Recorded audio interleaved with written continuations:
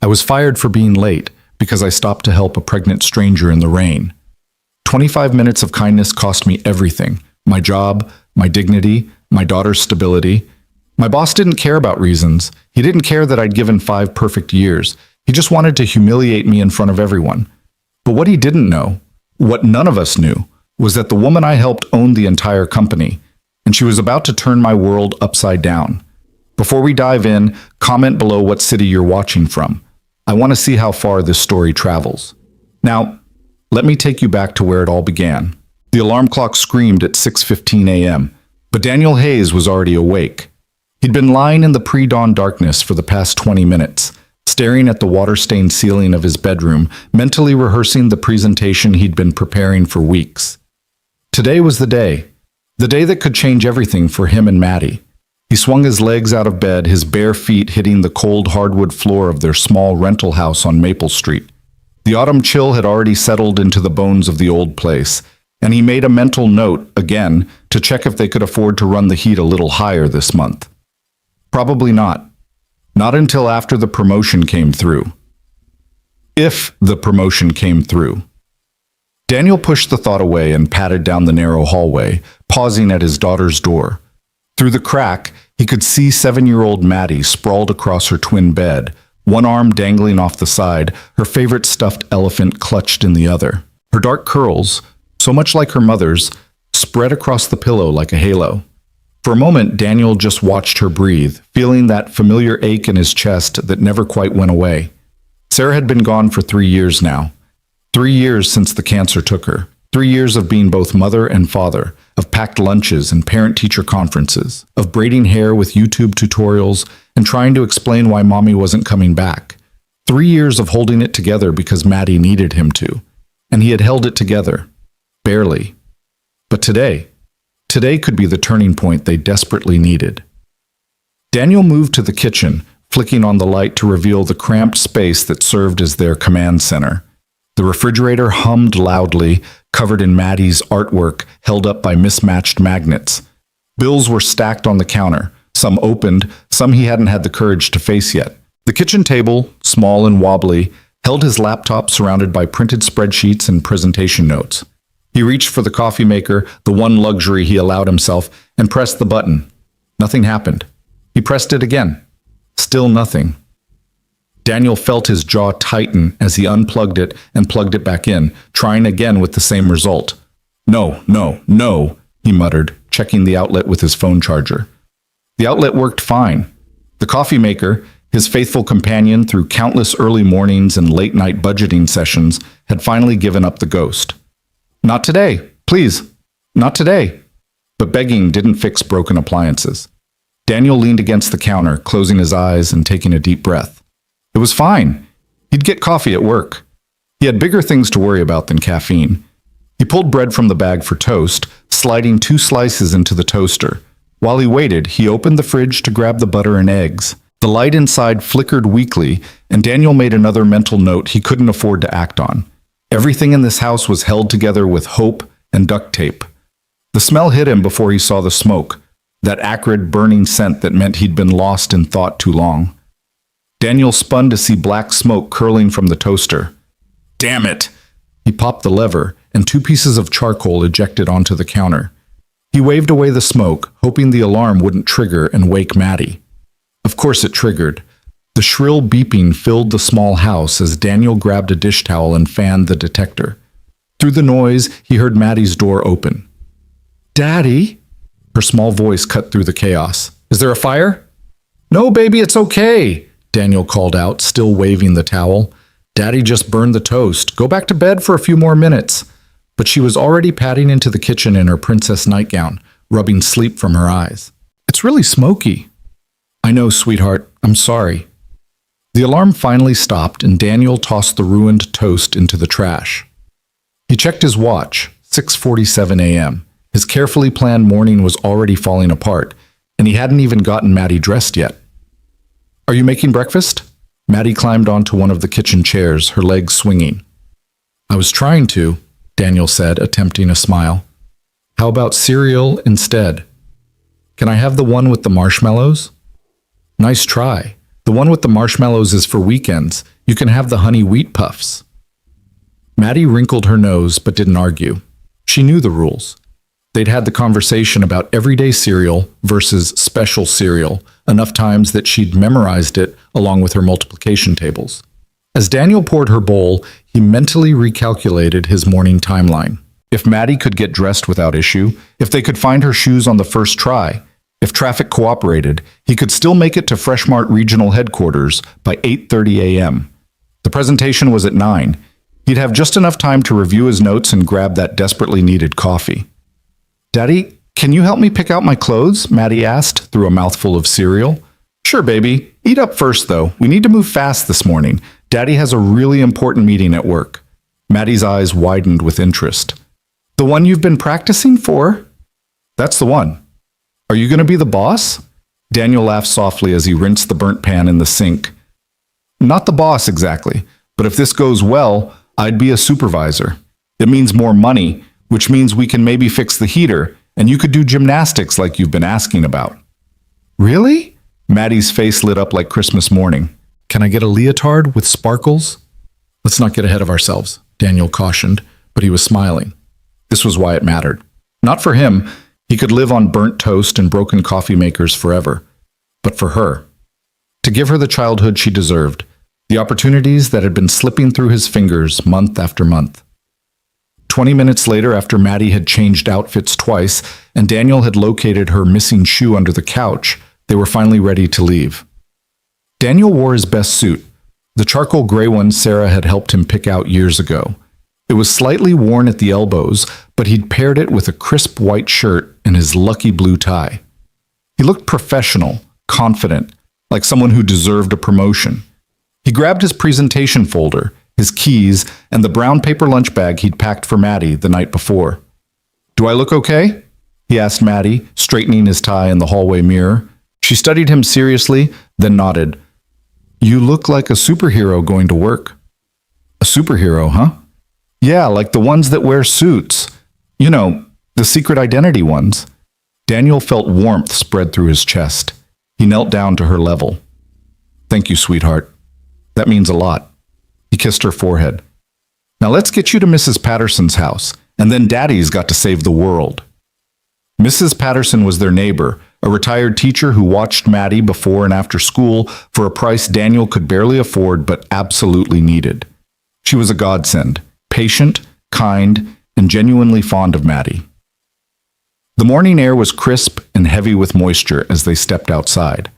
Dark clouds gathered on the horizon, and Daniel felt the first drops of rain as he unlocked his aging Honda Civic. The car was a decade old with 180,000 miles on it, but it ran, and that was what mattered. He'd just buckled Maddie into her booster seat when she said, "Daddy, I forgot to show you something." "What's that, baby?" She dug into her backpack and pulled out a piece of construction paper. "We had to draw our hero in school. I drew you."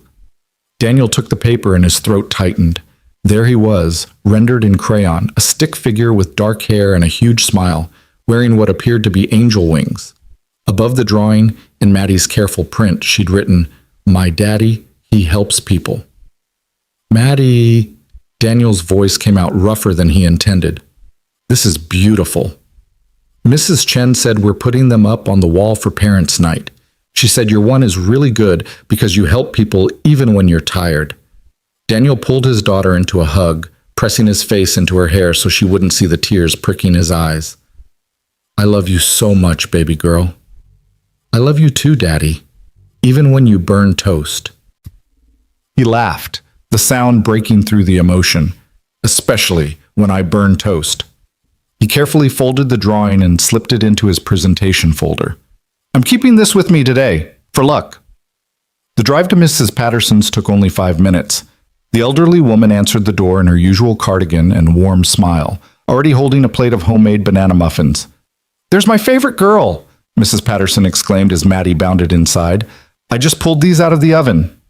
"You're a lifesaver, Helen," Daniel said gratefully. "I should be done by 5:30, 6 at the latest." "No rush, dear. We'll have a grand time. Good luck with your meeting." "Thank you. I really appreciate everything you do." Back in the car, Daniel felt the nervous energy building.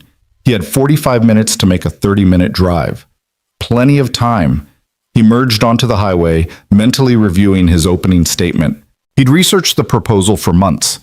A new inventory management system that could save Fresh Mart Regional approximately $200,000 annually across their 12 locations. He'd run the numbers a dozen times, created detailed projections, even mocked up sample reports. His boss, Robert Hendricks, had been less than encouraging. Hendricks was old school, the kind of manager who valued FaceTime over innovation, who seemed to resent employees who showed initiative. But the regional director would be in this meeting. If Daniel could impress Mr. Morrison, Hendricks' opinion wouldn't matter. The rain began in earnest as Daniel crossed into the commercial district, where Fresh Mart's regional headquarters stood, a sleek glass building that always seemed incongruous with the blue-collar neighborhood surrounding it. He was making good time, would arrive at 8:25, have plenty of time to... That's when he saw her. On the side of the road, just past the Morrison Avenue exit, a black sedan sat with its hazard lights blinking. A woman stood beside it in the pouring rain, one hand waving frantically at passing traffic, the other cradling what was unmistakably a pregnant belly. Daniel's foot instinctively moved toward the brake, then hesitated over the gas pedal. His eyes flicked to the dashboard clock, 8:17 a.m. He had time, but not much. If he stopped, if there was a problem, if it took longer than a few minutes... He looked at the woman again. She was drenched, her business clothes plastered to her body, her face a mask of desperation as car after car passed her by. No one was stopping. In the rain, in the morning rush, with their own problems and schedules and deadlines, everyone just drove past. Daniel's hands tightened on the steering wheel. He thought of Maddie's drawing in his folder. My daddy, he helps people. He thought of Sarah, who used to tease him about stopping to help every stranded motorist, every lost tourist, every person who looked like they needed a hand. You're going to make us late to our own wedding, she'd joked once, but she'd loved that about him. He thought of the presentation, the promotion, the gymnastics classes, and the fixed heater and everything riding on the next hour. The woman waved again, more desperately this time. Damn it, Daniel muttered and pulled onto the shoulder. The rain hammered against his windshield as he put the car in park. Through the downpour, he could see the woman turn toward him, hope flooding her face. Daniel grabbed his old rain jacket from the back seat. It had a broken zipper, but it was better than nothing, and stepped out into the storm. He was soaked within seconds. Thank God, the woman gasped as he approached. She was younger than he'd thought from the car, probably early 30s, with dark hair plastered to her face and mascara running down her cheeks. Her hand rested protectively on her belly, which looked about 6 or 7 months along. I've been here for 20 minutes. No one would stop. What's the problem? Daniel had to raise his voice over the rain. Flat tire. I tried to call a tow truck, but they said at least an hour, and I have... She checked her phone with a shaking hand. I have a critical meeting in 40 minutes downtown, and I can't miss it. I just can't. Daniel was already moving to the back of her car, noting the deflated rear passenger tire. Do you have a spare? I think so. I don't know how to change it. That's okay. I do. Daniel checked his watch, 8:19. If he worked fast, really fast, he could still make it. Pop your trunk. The woman did, and Daniel found a spare tire kit that looked like it had never been used. He pulled out the jack and the spare, his suit jacket already ruined, his white shirt transparent with rain. He didn't care. He'd made the choice the moment he pulled over, and he'd make it again. I'm Claire, by the way, the woman said, hovering nearby. Claire Whitmore. Daniel Hayes. He positioned the jack under the car's frame. You should wait in your car, Miss Whitmore. No point in both of us getting soaked. I can't just sit there while you're in a suit. You must have somewhere important to be, too. I do, Daniel admitted, cranking the jack. But you're pregnant and stranded. That trumps a work meeting. Claire's voice wavered. I don't know how to thank you. Everyone just kept driving past, and I started to panic. What if something happened to the baby? What if... Hey! Daniel paused his work to look up at her.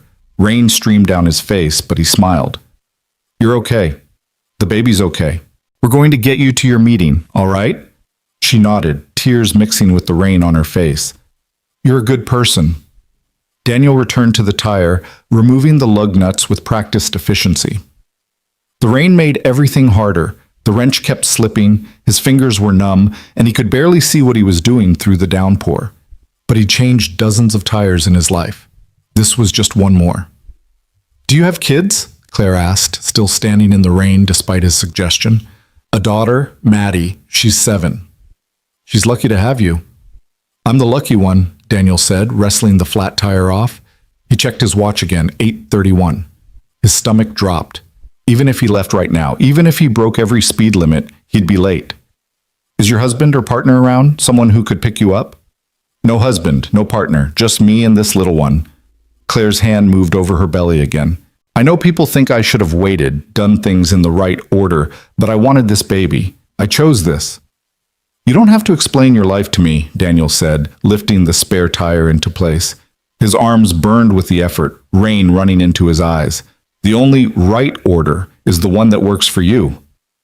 Not everyone sees it that way, especially in business, especially when you're a woman. Daniel threaded the lug nuts back on, tightening them in a star pattern the way his father had taught him 30 years ago. Then they're idiots. Any company worth working for would see that being a parent, any kind of parent, makes you stronger, not weaker. It gives you something real to work for. Claire was quiet for a moment. "Your daughter is very lucky," she repeated softly. The tire was on. Daniel lowered the jack and tossed the flat into her trunk, his presentation time ticking away with each passing second. 8:39. He was officially late. Even if he left right this second, even if there were no traffic lights, no slow drivers, no obstacles between here and the office, he couldn't make it. The promotion was slipping through his fingers like the rain soaking through his clothes. But Claire was safe, her baby was safe. She could make her meeting. "All set," Daniel said, closing her trunk. "Drive carefully. The spare isn't meant for high speeds. Get to a tire shop when you can." Claire grabbed his arm. "Please, let me pay you. I can Venmo you, or—" "No payment needed." Daniel was already backing toward his car. "Just pay it forward someday. Help someone else when they need it." "Wait, at least take my card." Claire fumbled in her purse, pulled out a business card that was soaked through and pressed it into his hand. "Please, I want to thank you properly. Call me." Daniel glanced at the card, too wet to read, and shoved it in his jacket pocket. "Take care of yourself and that baby, Claire." He ran back to his Honda, threw himself into the driver's seat, and checked the clock. 8:42 a.m. The meeting started in 18 minutes. The drive would take at least 20, possibly more in this weather. Daniel pulled onto the highway, his hands shaking now, from cold, from adrenaline, from the dawning realization of what he'd just done. He'd sacrificed his shot at the promotion for a stranger. He'd put someone else's crisis above his own dreams, his daughter's needs, their future.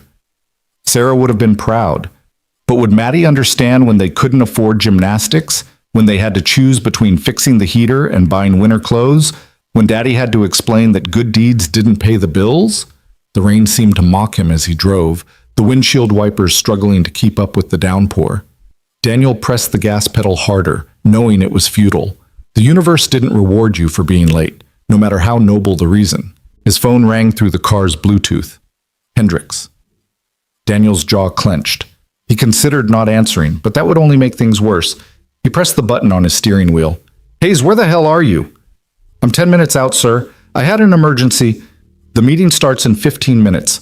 Mr. Morrison is already here." "I know, and I'm so sorry, but there was a woman stranded on the highway. She was pregnant, and I don't care if the president was stranded on the highway, Hayes. You're supposed to be here." Daniel felt anger flash through his chest. "Sir, with respect, I'm doing everything I can to get there. I'll be there by 9:15 at the latest. The presentation is solid. I just need— 9:15? Hayes, your slot is at 9 o'clock. You think Morrison is going to wait around for you? You think your little inventory project is the only thing on his agenda? Can we push it back? No, we cannot push it back." "You know what? Don't even bother coming in. You just made your priorities crystal clear, and this company isn't one of them." The words hit Daniel like a physical blow. "Mr. Hendricks, please, I'm literally pulling into the parking lot right now." He wasn't, but he was close. I can present at 9:15 or later or tomorrow. Just give me a chance to... You had your chance. You blew it. We'll discuss your future here when you arrive. If you arrive. The line went dead. Daniel's hands were white-knuckled on the steering wheel. The rain blurred everything outside. The other cars, the highway signs, the world itself dissolving into gray water. He felt something rising in his throat, something that might have been a scream or a sob or both. But he swallowed it down. He always swallowed it down. Because he was Daniel Hayes, single father, survivor, the man who held it together no matter what, the man Maddie had drawn with angel wings. He made it to the Fresh Mart parking lot at 8:54, 6 minutes before the meeting, which would have been plenty of time if he hadn't been soaking wet and disheveled. Daniel sat in his car for a moment, staring at his reflection in the rearview mirror. His hair was plastered to his head, his shirt was transparent, his tie hung limp and pathetic. He looked like he'd swum to work. He looked like exactly what he was, a desperate man who'd made a choice and would now pay the price. Daniel grabbed his presentation folder, thank God it had been in the car, not on him, and ran through the rain to the building entrance. His shoes squished with every step, leaving wet footprints on the polished lobby floor. The receptionist's eyes widened as he passed. "Mr. Hayes, are you... Where's the meeting?" Daniel didn't break stride. "Conference room B, but..." He took the stairs 2 at a time, his breath coming in gasps. Second floor, down the hall, past the break room and the accounting department. Conference room B. He could see it through the glass walls, a long table with a dozen people seated around it, including Robert Hendricks at the head and an older man in an expensive suit who had to be Mr. Morrison. Daniel pushed through the door at exactly 9:01 a.m. Every head turned. The conversation died, and Daniel stood there, dripping onto the carpet, holding his folder like a shield. "Sorry I'm late," he began. "I had..." "Hayes!" Hendrick's voice could have frozen the rain outside. "Step outside. Now." "Sir, I can explain." "Outside now." The other people in the room wouldn't meet Daniel's eyes. They all suddenly found their notepads fascinating, their coffee cups requiring urgent attention.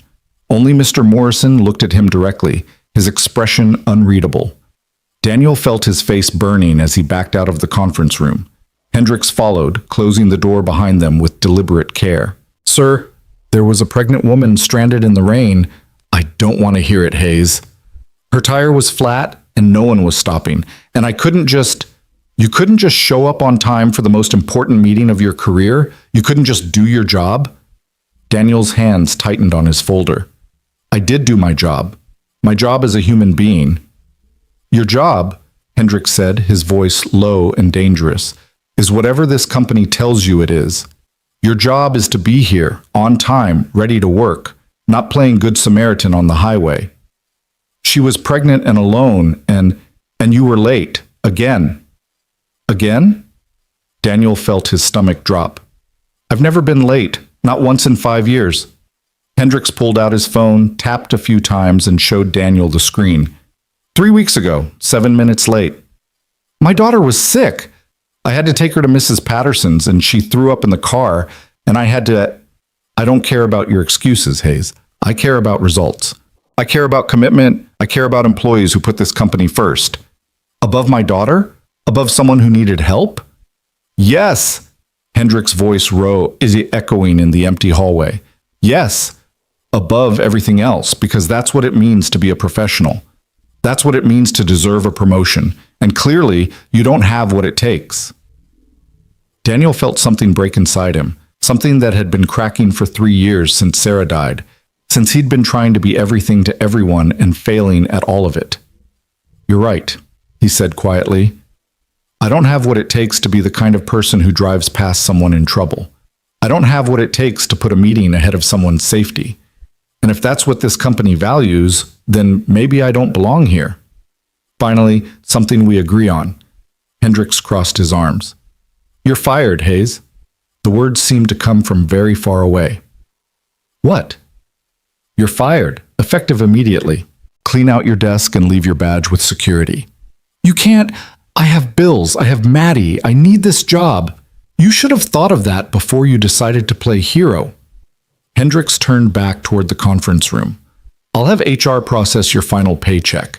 It'll include your remaining PTO, so you should get about 2 weeks' pay. Use it to work on your time management. Robert, please. Daniel hated the desperation in his voice, but he couldn't stop it.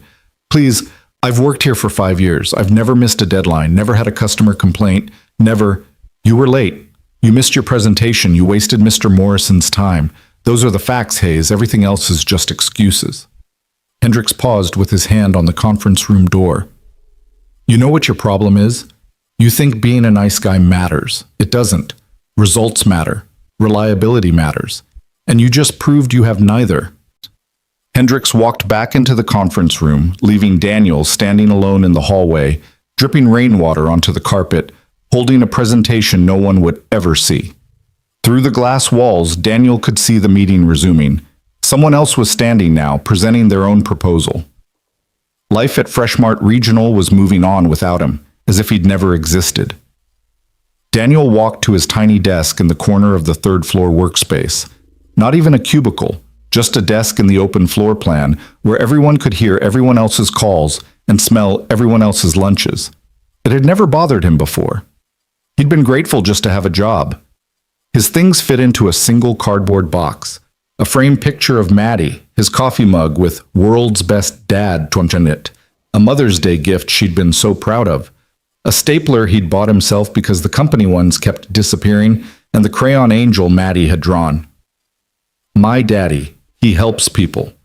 Daniel sat at his desk, his former desk, and stared at that drawing.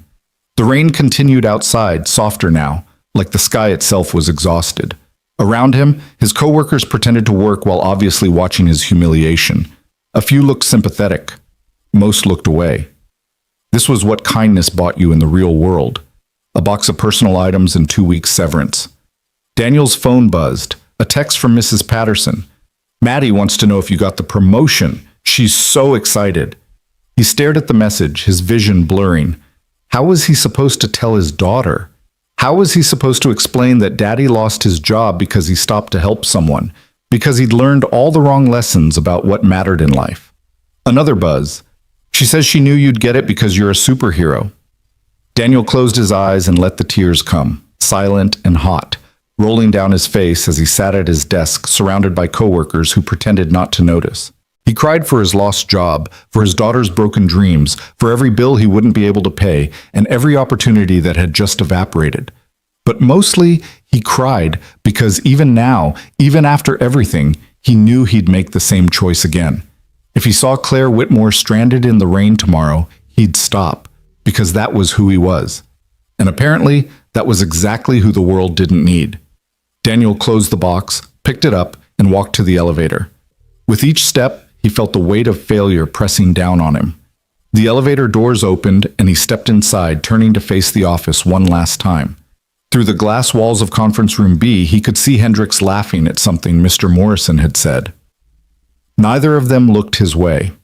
The elevator doors closed on his career at Freshmart Regional, on 5 years of loyalty and hard work, on the promotion that would have changed everything. And all Daniel could think about was Maddie's face when he had to tell her Daddy wasn't a superhero after all. He was just unemployed. The rain had stopped by the time Daniel pulled into Mrs. Patterson's driveway, but the sky remained gray and heavy, as if the world itself was holding its breath. He sat in his car for a long moment, staring at the cardboard box on the passenger seat.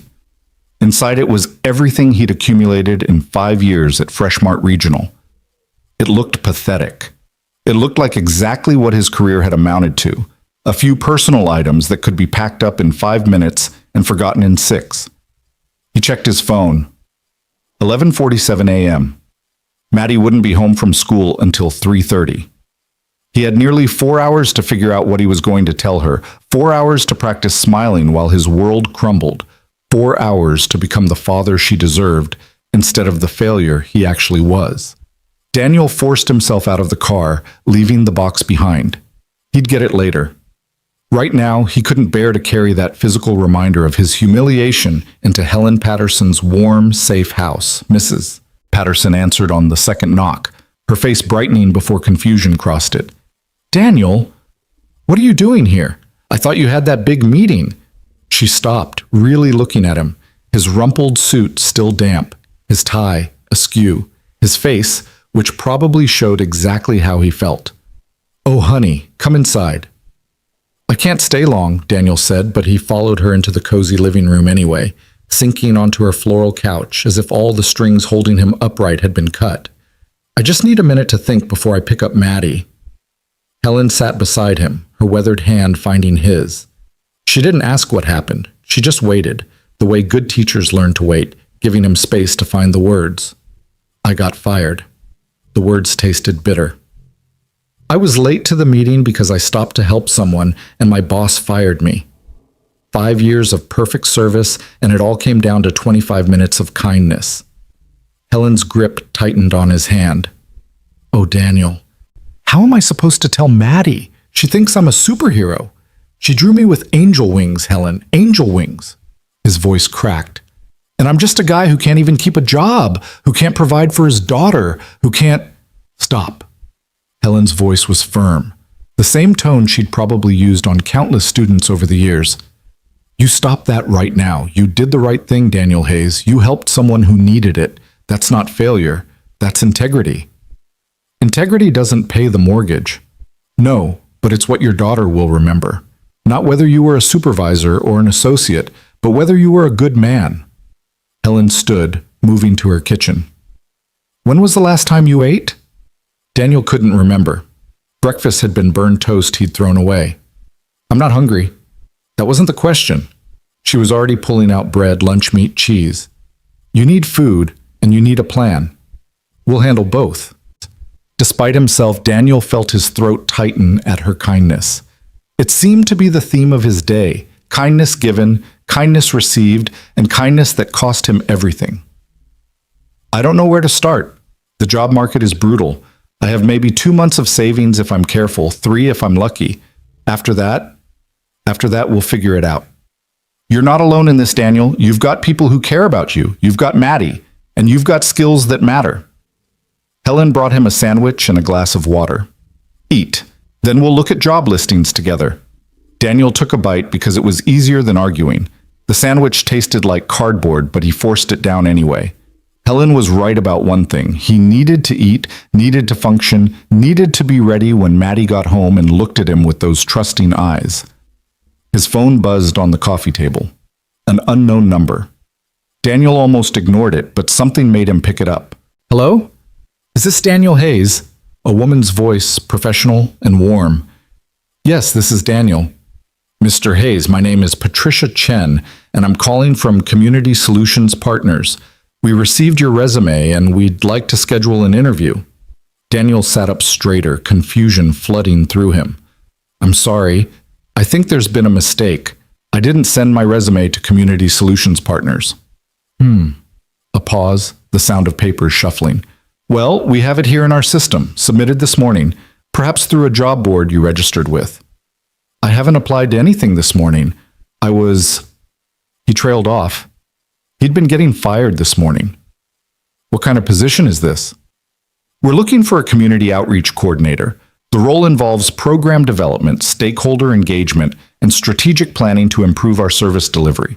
The salary range is $55,000 to $65,000, depending on experience, with full benefits." Daniel's current, former salary had been $42,000. "I don't understand. I work in retail inventory management. Why would you contact me?"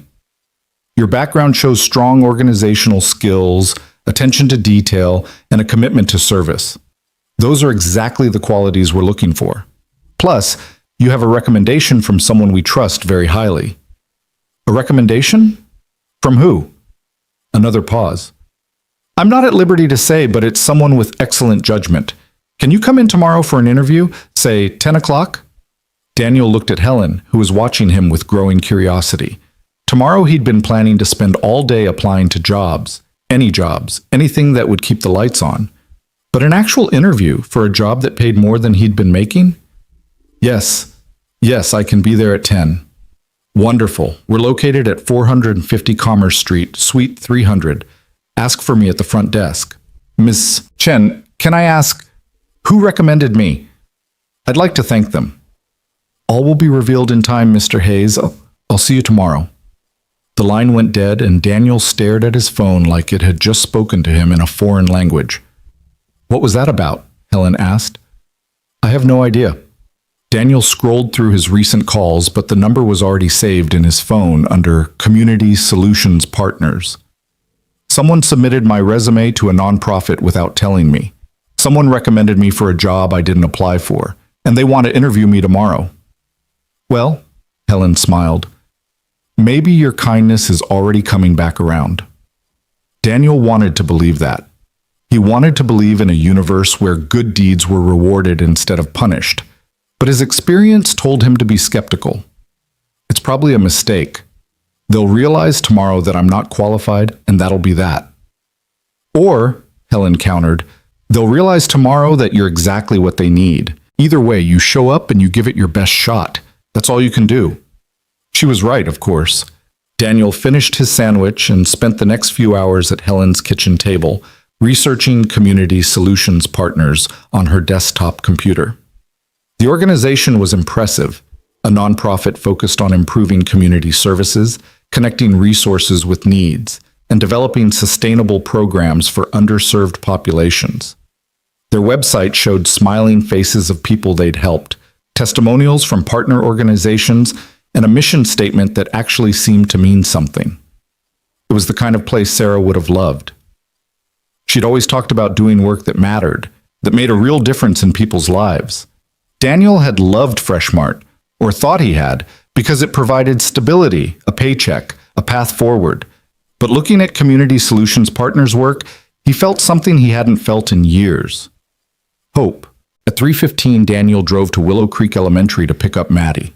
He parked in the pickup line, watching the school doors, trying to compose his face into something that wouldn't worry her. He'd decided not to tell her about the firing yet. Not until he knew what came next. Why burden her with uncertainty when she'd find out soon enough? Maddie emerged in a flood of other second graders, her backpack nearly as big as she was, her hair escaping from the ponytail he'd managed this morning. When she spotted his car, her whole face lit up, and she ran toward him with the uninhibited joy only 7-year-olds possess. Daddy! Daddy! Did you get it? Did you get the promotion? Daniel felt his heart crack as she climbed into her booster seat. He turned around to help with her seatbelt, buying himself a few seconds to choose his words. The meeting didn't go exactly as planned, sweetheart. Her face fell. You didn't get it? Not yet, but I have another opportunity. A different job, actually. I have an interview tomorrow. A different job? Maddie processed this with the seriousness of someone weighing a major life decision. Will you still be able to come to my school play? Of course I will. Nothing would make me miss your school play. Okay. She brightened immediately, the way children do, moving past disappointment to the next thing. Can we get ice cream? Daniel checked his wallet mentally. He had $43 in cash, enough to last until his final paycheck hit his account.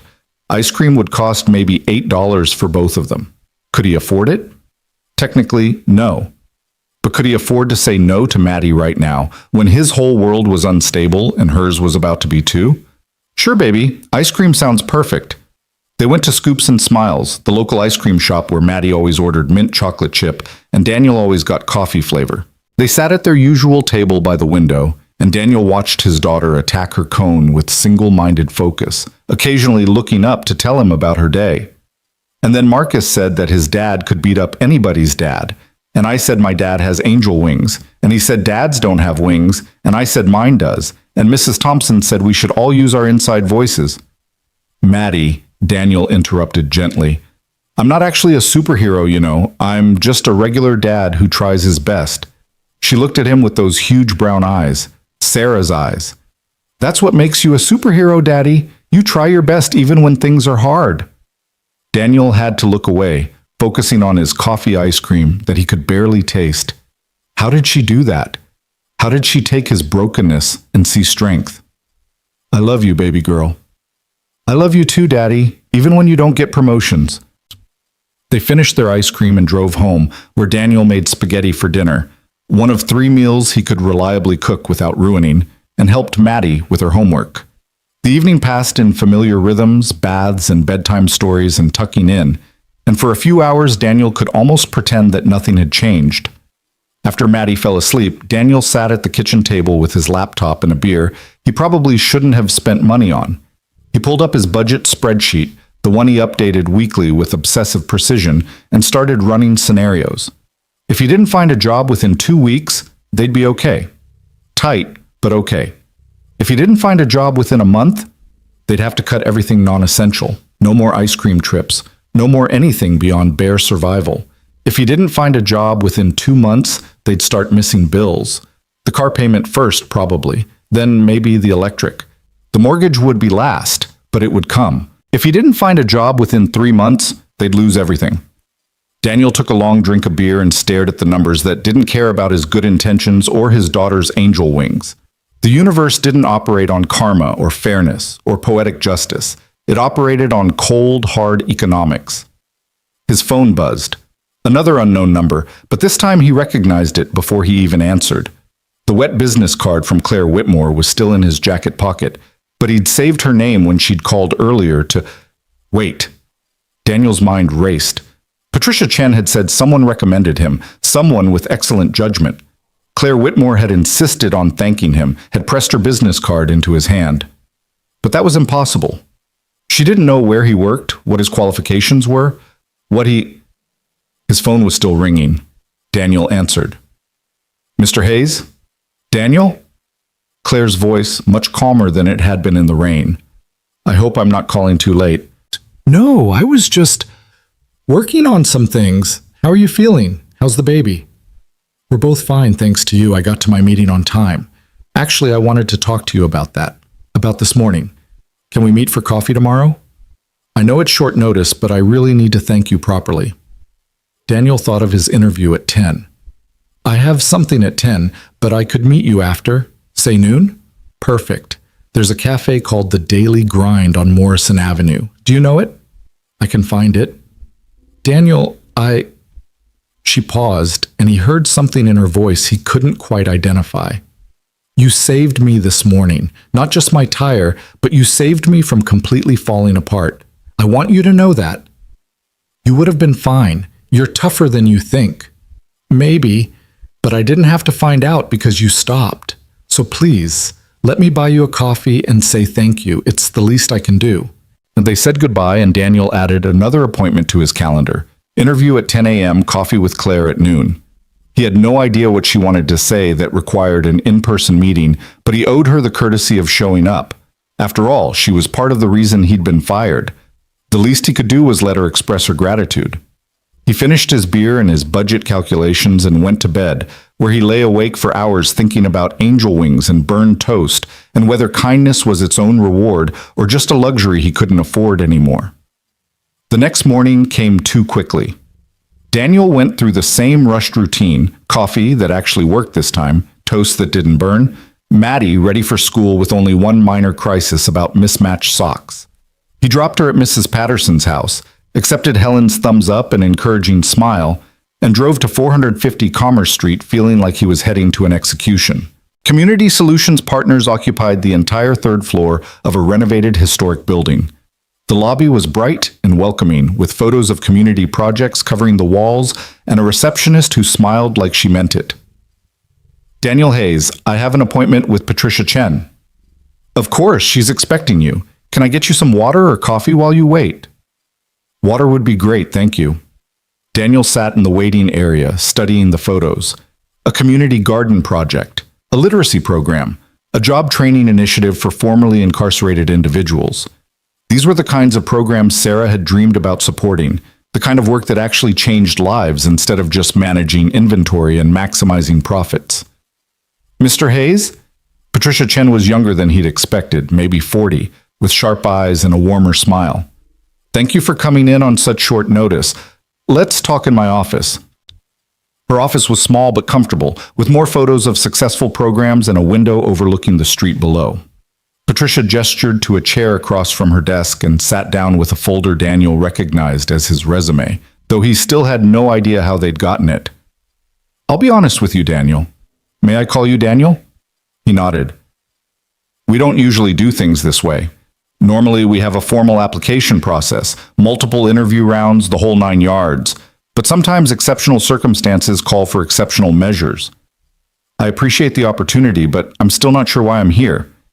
Ms. Chen, I don't have any nonprofit experience. I've worked in retail for 5 years. I don't understand what I could possibly offer your organization.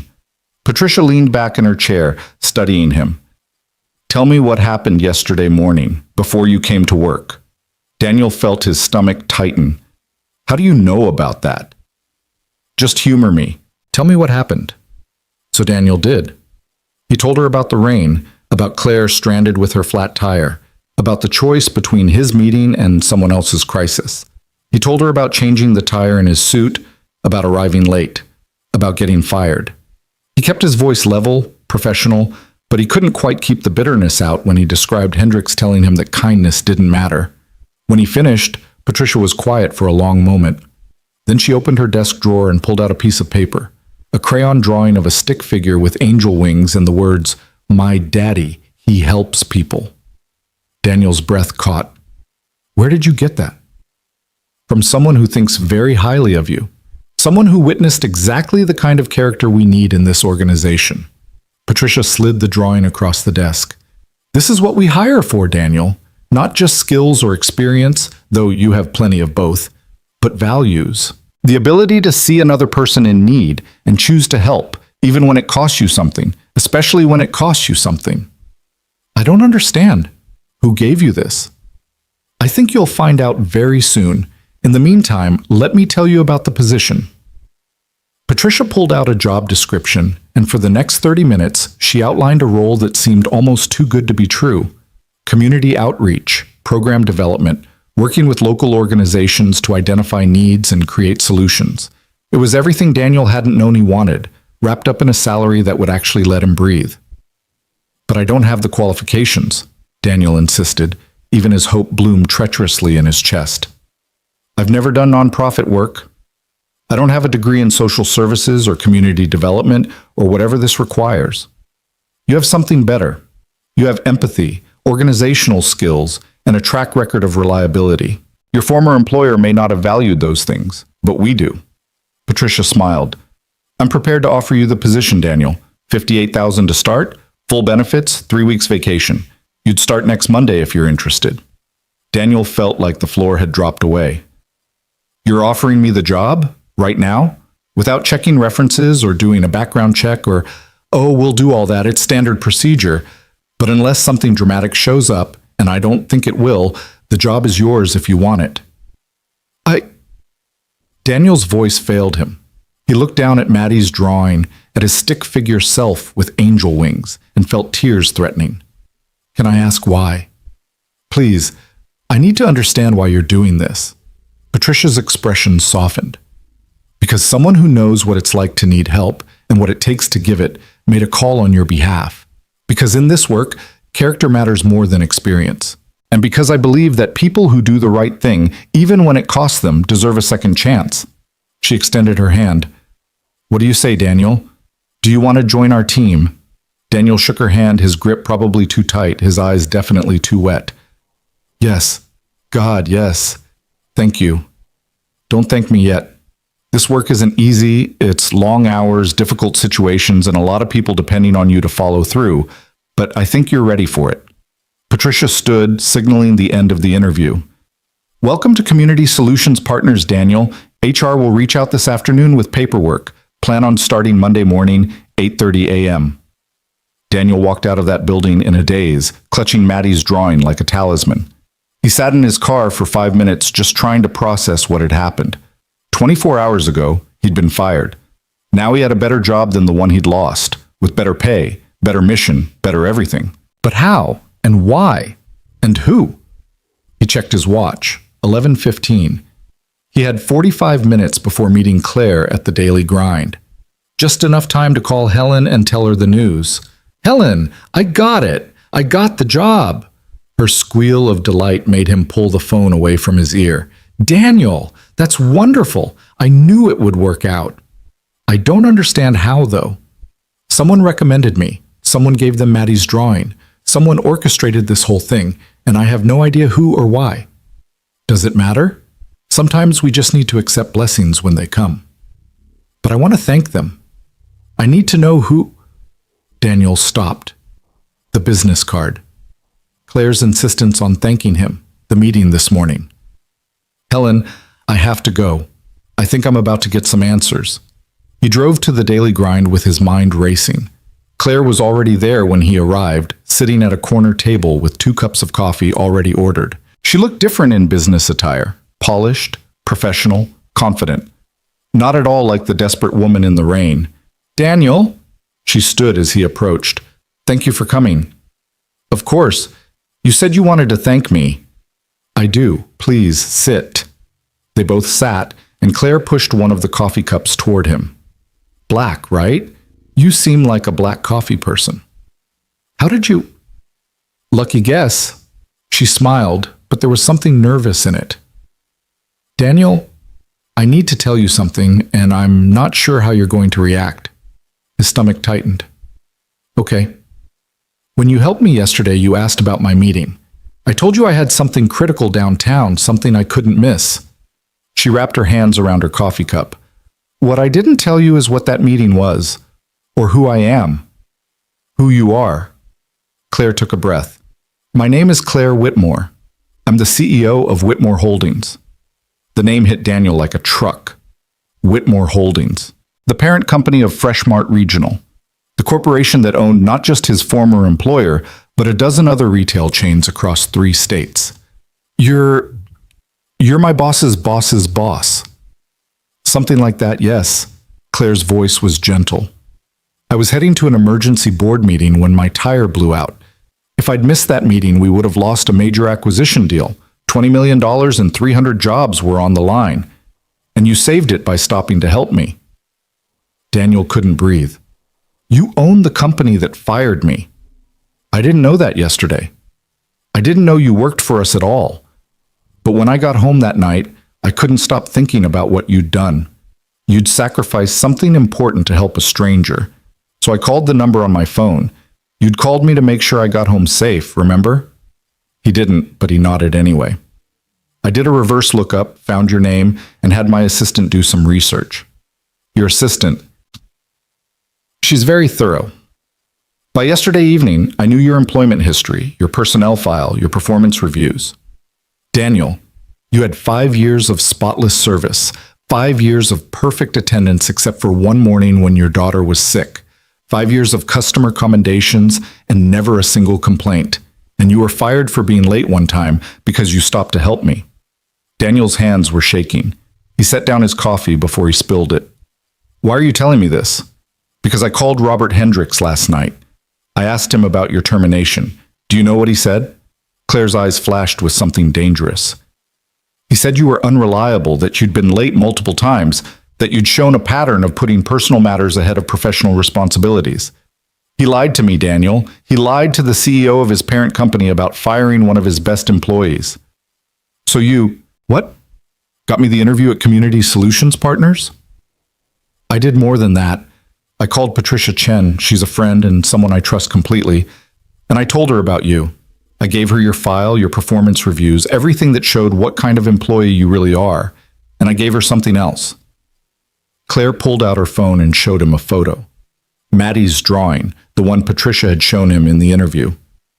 You dropped this in the rain yesterday. I found it after you left. My daddy. He helps people.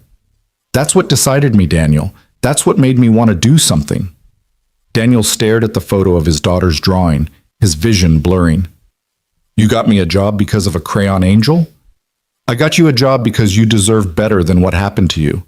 And because I wanted to prove that sometimes, not often, but sometimes, the good guys win. Claire reached across the table and touched his hand. I'm sorry that my emergency cost you your job, Daniel, but I'm grateful that I got the chance to make it right. Make it right? You gave me a better job with better pay doing work that actually matters. That's not making it right. That's... He couldn't finish the sentence. There wasn't a word for what she'd done. There's one more thing. Claire withdrew her hand and took a sip of coffee. This morning, I fired Robert Hendricks. Daniel's head snapped up. What? He's been a problem for a while. High turnover in his department, complaints from employees that were never properly documented, a management style that prioritizes fear over results. But he was careful, never quite bad enough to justify termination, always had plausible explanations. Your case gave me the evidence I needed. Claire's expression hardened.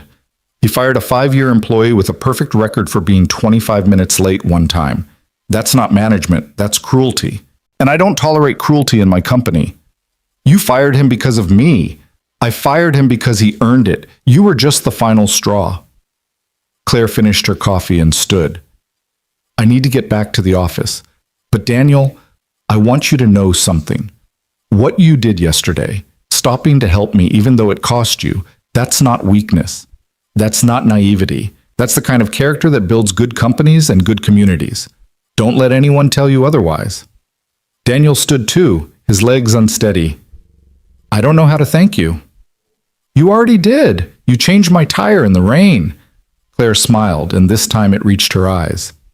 Besides, I have a feeling we'll be seeing each other again. Community Solutions Partners does a lot of work with corporate sponsors. Whitmore Holdings is one of their biggest donors. She walked out of the cafe, leaving Daniel standing there with cold coffee and a head full of thoughts he couldn't organize. In 24 hours, he'd lost everything and gained more than he'd lost. He'd been fired and hired. He'd hit rock bottom and bounced back higher than before. And all because he'd stopped in the rain. Daniel pulled out his phone and called Helen again. You're not going to believe what just happened. Try me. He told her everything, about Claire, about Whitmore Holdings, about Hendricks getting fired. Helen listened without interrupting, and when he finished, she was quiet for so long he thought the call had dropped. Helen? That woman, Claire Whitmore. She's the one who called me this morning. What? She called me before your interview, asked if I'd be willing to provide a reference for you. I didn't know who she was or why she was asking, but I told her the truth. That you're the best father I've ever known, that you'd give your last dollar to help someone in need, that Maddie is lucky to have you. Helen's voice caught. I told her that the world needs more people like you, Daniel Hayes. Daniel sat back down at the table, his legs giving out. She called you. She did her research. She wanted to know if you were really the person you seemed to be in that parking lot, and I told her you were. Helen sniffled. I'm so proud of you, Daniel. I didn't do anything. I just helped someone change a tire. No, honey, you did something much harder than that. You chose kindness when it would have been easier to drive past. You sacrificed your own interests to help someone else. That's not nothing. That's everything. They talked for a few more minutes, Helen insisting on making Maddie's favorite dinner to celebrate, Daniel trying to process the emotional whiplash of the past day. When he hung up, he sat in the daily grind for another 20 minutes, watching people come and go, thinking about chance and choice and consequences. His phone buzzed with an email from Community Solutions Partners HR. Welcome packet, benefits enrollment, start date confirmation. It was real. All of it was real. Daniel picked up Maddie from school that afternoon with a smile he didn't have to force. When she asked about his interview, he told her it went well, that he got the job, that everything was going to be okay. I knew you would, Maddie bounced in her seat, because you're a superhero. I'm really not, baby. Yes, you are. You help people, and then good things happen. That's how superhero stories work. Daniel looked at his daughter in the rear-view mirror, the small person who believed in him with absolute certainty and felt something shift inside him. Maybe she was right. Maybe the universe did reward kindness sometimes. Maybe good deeds didn't always go punished. Or maybe he'd just gotten improbably lucky. Either way, he was grateful. That night, after Maddie was asleep, Daniel sat at the kitchen table with a beer and his laptop. He pulled up his budget spreadsheet and started adjusting the numbers. 58,000 instead of 42. Better insurance. Lower out-of-pocket costs. The difference was staggering. For the first time in 3 years, he could breathe. He could fix the heater. He could sign Maddie up for gymnastics. He could replace the coffee maker and maybe, eventually, start saving for college. He could do more than just survive. Daniel closed his laptop and pulled out Maddie's drawing, now slightly crumpled from being carried around all day. My daddy, he helps people. The stick figure with angel wings smiled up at him, rendered in hope and crayons and a 7-year-old's certainty that her father was good.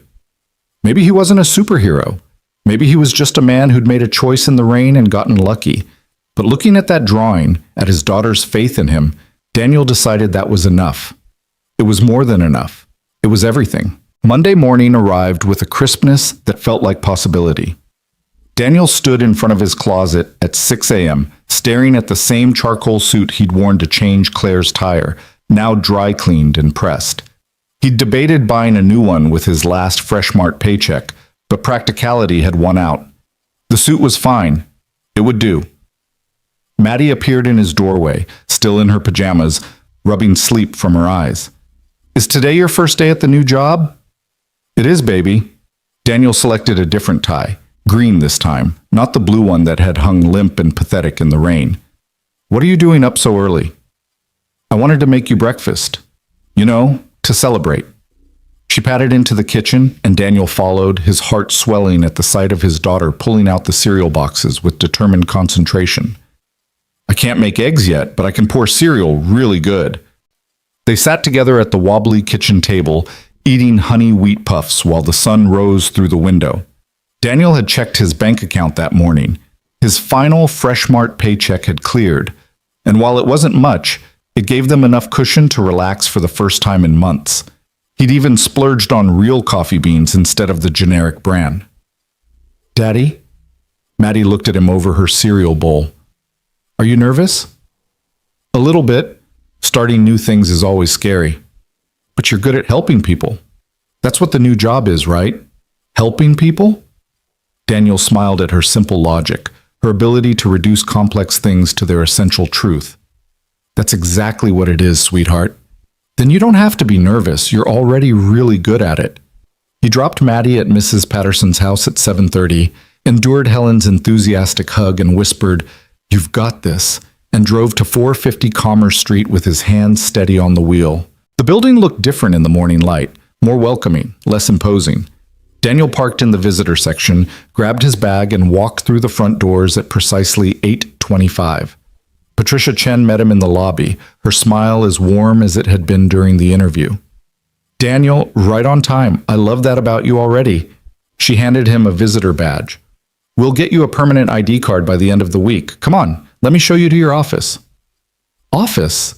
Daniel had assumed he'd have a cubicle, maybe a shared workspace. "I have an actual office?" "You're a program coordinator. Of course you have an office."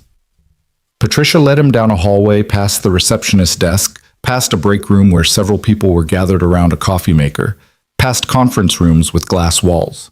She stopped at a door near the end of the hall. "Here we are. It's small, but it's yours." Small was an understatement. The office was maybe 10 feet by 10 feet, with a window overlooking the street, a desk with a computer, 2 chairs for visitors, and a bookshelf that was currently empty. But it was his. After 5 years of working at a desk in an open floor plan where everyone could hear his phone calls and read over his shoulder, this tiny room felt like a palace. The computer password is taped underneath the keyboard. "I know, terrible security, but we'll have you set up a new one today. There's a welcome packet in the top drawer with all the paperwork HR needs. And this," Patricia handed him a folder, "is the overview of your first project." Daniel opened the folder and saw a proposal for a community initiative called Bridges Forward. The goal was to connect underemployed adults with training programs and employment opportunities, creating pathways out of poverty through skills development and mentorship. It was ambitious, comprehensive, and exactly the kind of work that actually changed lives. "This is incredible," Daniel said, scanning the document. "How long has this been in development?" "About 6 months. We got funding approved last quarter, but we've been waiting for the right person to run it." Patricia leaned against his desk. "Daniel, I'm not going to sugarcoat this. This program is going to be a lot of work. You'll be coordinating with multiple partner organizations, tracking dozens of participants, managing a budget, and reporting outcomes to our board of directors. It's going to be long hours and high pressure, especially in the beginning. I'm ready for that." "I believe you are. But I also want you to know that we value work-life balance here. If you need to leave early to pick up your daughter, that's fine. If you need to work from home occasionally, that's fine too. We trust you to get the job done, and we don't micromanage how you do it." Patricia's expression softened. "I know what happened at your last job, Daniel. I know you were fired for helping someone. That kind of thing doesn't happen here. We hire people we trust, and then we trust them. Daniel felt his throat tighten. Thank you. That means more than you know. Patricia pushed off from the desk. Staff meeting is at 9 in the main conference room. That'll give you a chance to meet everyone. In the meantime, get settled in, review the bridge's forward proposal, and let me know if you have questions. After she left, Daniel sat at his desk, and took a long moment to just breathe. Through his window, he could see the street below, people walking to work, cars passing by, the ordinary rhythm of a Monday morning. But nothing about this felt ordinary. 3 days ago, he'd been unemployed and terrified. Now he sat in an office with his name on the door, working on a project that mattered. He pulled out his phone and texted Helen, "First day officially started. I have an office, an actual office with a door." Her response came immediately. "That's wonderful. Maddie keeps talking about how proud she is of her superhero daddy. Don't forget to eat lunch." The staff meeting at 9 was exactly what Daniel needed to feel grounded. The team at Community Solutions Partners was smaller than he'd expected, only about 15 people, but they were passionate, articulate, and genuinely committed to the work. Patricia introduced him as their new community outreach coordinator, and Daniel gave a brief summary of his background, carefully editing out the details of his firing. "I'm excited to learn from all of you," he concluded. "I know I have a lot to catch up on, but I'm ready to dive in." A woman named Jennifer, who ran their housing assistance program, spoke up. "Patricia mentioned you came from the retail sector. What made you want to transition to nonprofit work?" Daniel thought about how to answer that. He could give a polished response about wanting to make a difference, about seeking meaningful work. But something about the room, about these people who dedicated their careers to service, made him want to tell the truth. "Honestly, I didn't know I wanted this until it was offered to me. I was comfortable in retail, or I thought I was, but then I lost my job for stopping to help someone, and it made me realize that I'd been working in an environment that didn't value the things I value. When Patricia called me about this position, it felt like, I don't know, like finding something I didn't know I was looking for." Jennifer smiled. "That's usually how the best people end up here. Welcome to the team, Daniel." The rest of the morning was a blur of introductions, system passwords, and information overload. Daniel met with the IT manager to get set up on their database, with the finance director to review his program budget, with the communications coordinator to discuss outreach strategies. By noon, his head was spinning with names and processes and acronyms. He was eating a sandwich at his desk, turkey and cheese he'd packed himself, saved at least $8, when his office phone rang. The caller ID showed an internal extension. "Daniel Hayes." "Daniel, it's Patricia. Do you have a minute to come to my office?" "Of course." Daniel set down his sandwich and walked down the hall, trying to remember if he'd done something wrong already. Had he filled out the HR paperwork incorrectly, accessed the wrong database, said something inappropriate in the meeting? Patricia's office door was open, but she was on the phone, gesturing for him to sit. Daniel perched on the edge of the visitor chair, his nerves jangling, until she hung up and turned to him with an expression he couldn't read. "Sorry about that. I wanted to give you a heads up about something before this afternoon." Patricia folded her hands on her desk. "We're getting a site visit from one of our major corporate sponsors. They like to check in quarterly, see how their donation dollars are being used, meet the team. It's usually pretty informal, but I like to give people advance warning." "Okay." Daniel relaxed slightly. "Who's the sponsor?" "Whitmore Holdings." The name hit him like cold water. Daniel sat up straighter. "Claire Whitmore is coming here?" "Not Claire herself. She usually sends her director of corporate social responsibility. But I got a call this morning that she's coming personally this time." Patricia watched him carefully. "Daniel, I know that Claire recommended you for this position, and I want to be clear that I hired you because you're qualified, not as a favor to a donor. But I also want you to be prepared. When she arrives, it might be a bit awkward." "Awkward how?" "Well, she's never visited in person before. She sends reports, writes checks, and lets us do our work. The fact that she's coming now, right after you started, is going to raise questions among the staff. People are going to wonder about the connection." Daniel felt his stomach sink. He'd been so focused on the gift of this new job that he hadn't considered how it might look to others. "You think they'll assume I got the job because of her? That it wasn't merit-based?" "Some might. Human nature." Patricia's expression was kind but honest. I'm telling you this because I want you to be ready, and because I want you to know that I'll back you up. You earned this position, Daniel. Claire just opened the door. But she did more than that. She called you, she sent my file, she basically handed-wrapped the opportunity. How is that not favoritism? Because favoritism is when someone unqualified gets a position because of who they know. You were qualified. You had 5 years of excellent work history, strong organizational skills, and the exact kind of character we need on this team. Claire identified those qualities and brought them to my attention. That's not favoritism, that's networking. Patricia leaned forward. Daniel, do you think you can do this job? Yes. Do you think you'll be good at it? I hope so. Then that's all that matters. What Claire did was give you a chance to prove yourself. What happens next is entirely up to you.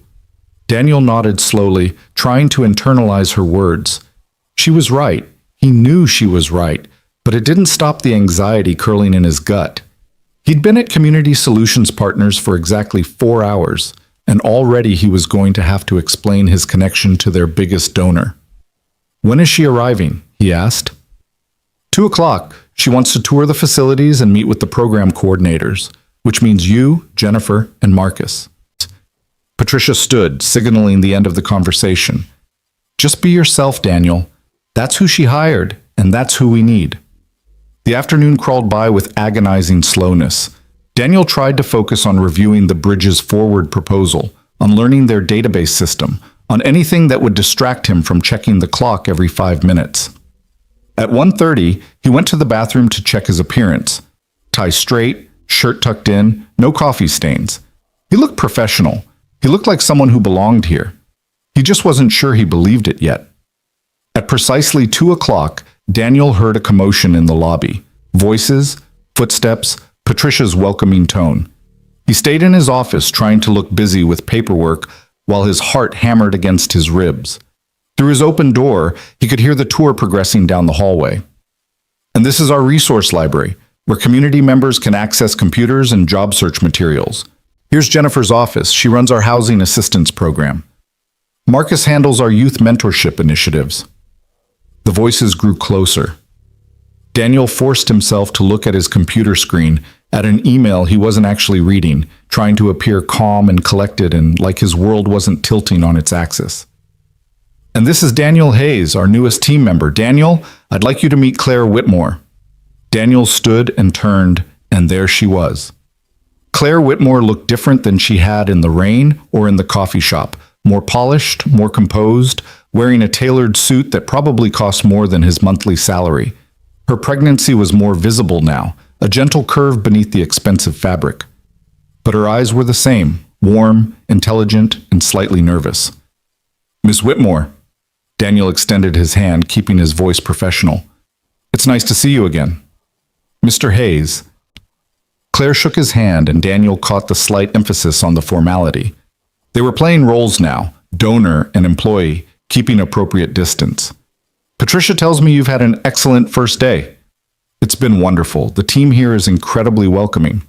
That's good to hear. And you're working on the Bridges Forward program? I am. It's an ambitious initiative, and I'm excited to be part of it. They maintained the careful dance of professional courtesy, discussing the program's goals and timeline, while Patricia watched with approval. To anyone observing, they were simply a donor and a new employee having a polite first meeting. No one would guess that this woman had orchestrated his hiring, had fired his former boss, had essentially saved his life. After a few minutes, Patricia moved the tour along, and Daniel sat back down at his desk feeling like he'd just passed some kind of test. He'd kept his composure, maintained professionalism, and hadn't revealed anything that would fuel speculation. But half an hour later, his office phone rang again. Patricia's extension. Daniel, can you join us in the conference room? Claire has some questions about the Bridges Forward budget that I'd like you to address. The conference room held Patricia, Claire, and Marcus, a friendly guy in his 30s who'd been enthusiastic about welcoming Daniel to the team during the morning meeting. They were gathered around a laptop, reviewing what looked like a spreadsheet. Daniel, thanks for joining us. Patricia gestured to an empty chair. Claire was asking about the allocation for participant support services, and I thought you could speak to that since you'll be managing it. Daniel sat and pulled the laptop toward him, relieved to be discussing something concrete and work-related. The budget allocated $30,000 for participant support services, things like transportation vouchers, childcare assistance, and professional clothing for job interviews. It was one of Daniel's favorite parts of the program because it addressed the practical barriers that often kept people from accessing opportunities. The way we've structured it, Daniel explained, is to provide individualized support based on need. Some participants might need help with transportation to get to training sessions. Others might need childcare to attend interviews. We're trying to remove the obstacles that prevent people from taking advantage of the program. Claire leaned forward, studying the spreadsheet. What's your average cost per participant? We're estimating about $300 per person, which gives us capacity for about 100 participants in the first year. But some will need more support and others will need less. The key is flexibility. And how do you prevent abuse of the system? What stops someone from requesting support they don't actually need? It was a fair question, and Daniel appreciated that Claire was taking her donor role seriously rather than just rubber stamping everything. We have an intake process where participants work with a case manager to identify genuine needs. We also require documentation, proof of training enrollment, interview confirmations, things like that. The goal isn't to be punitive, but to ensure resources go to people who are genuinely using them to improve their situation. Marcus jumped in. We've used similar models in the youth program, and it works really well. You build relationships with participants, and they know we're investing in them. Most people don't want to abuse a system that's actually helping them. Claire nodded slowly, making notes on her tablet. What's your backup plan if you run out of support funding before the end of the year? Daniel glanced at Patricia, who gave him an encouraging nod. We'd reassess and prioritize. Emergency needs, transportation to a job interview, for example, would take precedence over nice-to-haves. We'd also look for alternative resources. Maybe a local business could donate professional clothing, or we could partner with a childcare center for discounted rates. The budget is a framework, not a ceiling. Good answer. Claire set down her tablet and looked directly at Daniel for the first time since he'd entered the room. Mr. Hayes, Patricia tells me you have retail management experience. Have you ever run a program of this scale before? The question hung in the air, pointed and challenging. Daniel felt Marcus and Patricia watching him, waiting to see how he'd respond. This was the moment where he could deflect, could hide behind credentials he didn't have, could pretend to be more experienced than he was. Or he could tell the truth. No, ma'am, I haven't. I've never run a nonprofit program. I've never managed a budget like this. I've never coordinated with multiple partner organizations or tracked outcomes for a board of directors. Daniel kept his voice steady, meeting Claire's gaze. But I've spent 5 years managing complex inventory systems across multiple locations. I've trained new employees and mediated conflicts and solved problems that no one thought had solutions. I've learned that success isn't about having done something before. It's about being willing to learn, ask questions, and work hard. So while I don't have nonprofit experience, I have something just as valuable, the ability to figure things out and the determination to succeed. The room was quiet for a beat. Then Claire smiled, a real smile, not the polite donor smile she'd been wearing. That's exactly the right answer, Mr. Hayes. Experience is valuable, but adaptability is priceless. She turned to Patricia. I'm satisfied with the budget allocation. Whitmore Holdings will approve the full funding request. Patricia exhaled with visible relief. Thank you, Claire. That means we can launch Bridges Forward next month as planned. I have one condition. Claire's expression turned serious. I want regular updates on the program's progress, not just quarterly reports. I want to see the real impact. Success stories, challenges, lessons learned. If Whitmore Holdings is investing this much money, I want to know it's making a difference. Of course, Patricia agreed. Daniel can copy you on his monthly program reports. Actually, I'd like something more direct. Mr. Hayes, would you be willing to have monthly check-in calls with me? 30 minutes just to discuss how the program is going. Daniel felt 3 pairs of eyes on him. This was it. The moment where the connection between them would become visible to everyone. Monthly calls with the CEO of their biggest donor? That wasn't standard operating procedure. That was special treatment. But it was also an opportunity to build a relationship with a major stakeholder, to get feedback from someone who understood both business and social impact. to learn from someone who'd built a successful company from the ground up. I'd be honored, Daniel said carefully. I'm sure your insights would be valuable as we navigate the launch phase. Good. Patricia, have your assistant coordinate with mine to set up the first call for next month. Claire stood, gathering her things. Gentlemen, it was lovely meeting you both. Marcus, keep up the excellent work with the youth programs. Mr. Hayes, welcome to the team. I have a good feeling about your future here. After Claire left, Patricia walked Daniel back to his office. She didn't speak until they were behind his closed door. That went well, she said simply. Did it? Because it felt like everyone in that room knew there was more to the story. Maybe they suspected. But you handled it perfectly. You acknowledged your limitations, emphasized your strengths, and didn't try to hide behind Claire's influence. Patricia sat in one of his visitor chairs. Daniel, I'm going to be straight with you. Yes, people are going to wonder about your connection to Claire Whitmore. Yes, some might assume you got this job because of favoritism. You can't control what people think. All you can control is your work. So do excellent work, and everything else will fade into background noise. What if I mess up? What if I'm not as good at this as everyone thinks I'll be? Then you'll learn from it and do better next time. That's how everyone here operates. We try, we fail, we adjust, we improve. Perfection isn't the goal. Impact is. Patricia stood, moving toward the door. Get through your first month, Daniel, one day at a time. The rest will take care of itself. That evening, Daniel picked up Maddie from Mrs. Patterson's house with exhaustion that felt earned rather than crushing. His brain was full of new information, his notebook was covered in notes and reminders, and he had a to-do list that stretched over 2 pages. But it was good work, meaningful work, work that mattered. How was your first day, Daddy? Maddie asked as they drove home. It was really good, baby. Busy and a little overwhelming, but good. Did you help people? Daniel smiled. Not yet. Right now I'm still learning how everything works, but soon I'll be helping lots of people find jobs and learn new skills. That's so cool. You're like a job superhero. I don't know about that. I do. Mrs. Patterson says superheroes are people who help other people be better. That's exactly what you do. They stopped for groceries on the way home. Real groceries, not just the cheap staples Daniel had been buying for months. He let Maddie pick out a treat, fresh fruit instead of canned, chicken breasts instead of hot dogs. Small luxuries that had been impossible 2 weeks ago. At home, while Daniel cooked dinner, Maddie sat at the kitchen table doing homework.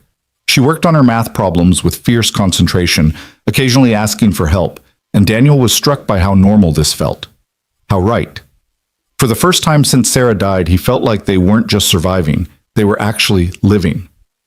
Daddy? Maddie looked up from her worksheet. Are you happy? The question surprised him. What makes you ask that? You look different, like lighter, like when you smile now it's real. Daniel set down his cooking spoon and crouched beside her chair, eye level with his daughter. I am happy, sweetheart. These past few years have been really hard and I've been worried a lot, but things are getting better now. Because of the new job? Partly, but also because I'm learning that sometimes when bad things happen, good things can come after. I lost my old job, which was scary, but it led me to a better job where I get to do work that actually matters. Maddie processed this with the seriousness of someone much older. So the bad thing was actually good? The bad thing was still bad, but it opened a door to something good. Does that make sense? I think so. Like when Mommy died, that was really bad, but then we got closer, you and me. So something good came from something sad. Daniel felt tears prick his eyes. His 7-year-old daughter had just articulated something he'd been trying to understand for 3 years. Yeah, baby. Exactly like that. They ate dinner together, and Daniel helped with the rest of Maddie's homework, and they read stories before bed. The evening routine that had felt like an exhausting chore for so long now felt like a privilege. After Maddie fell asleep, Daniel sat at the kitchen table with his laptop and reviewed his notes from the day. Bridges Forward was scheduled to launch in 4 weeks. He needed to finalize partnerships with 3 training centers, recruit a cohort of participants, coordinate with the finance team on payment schedules, and set up a tracking system for outcomes.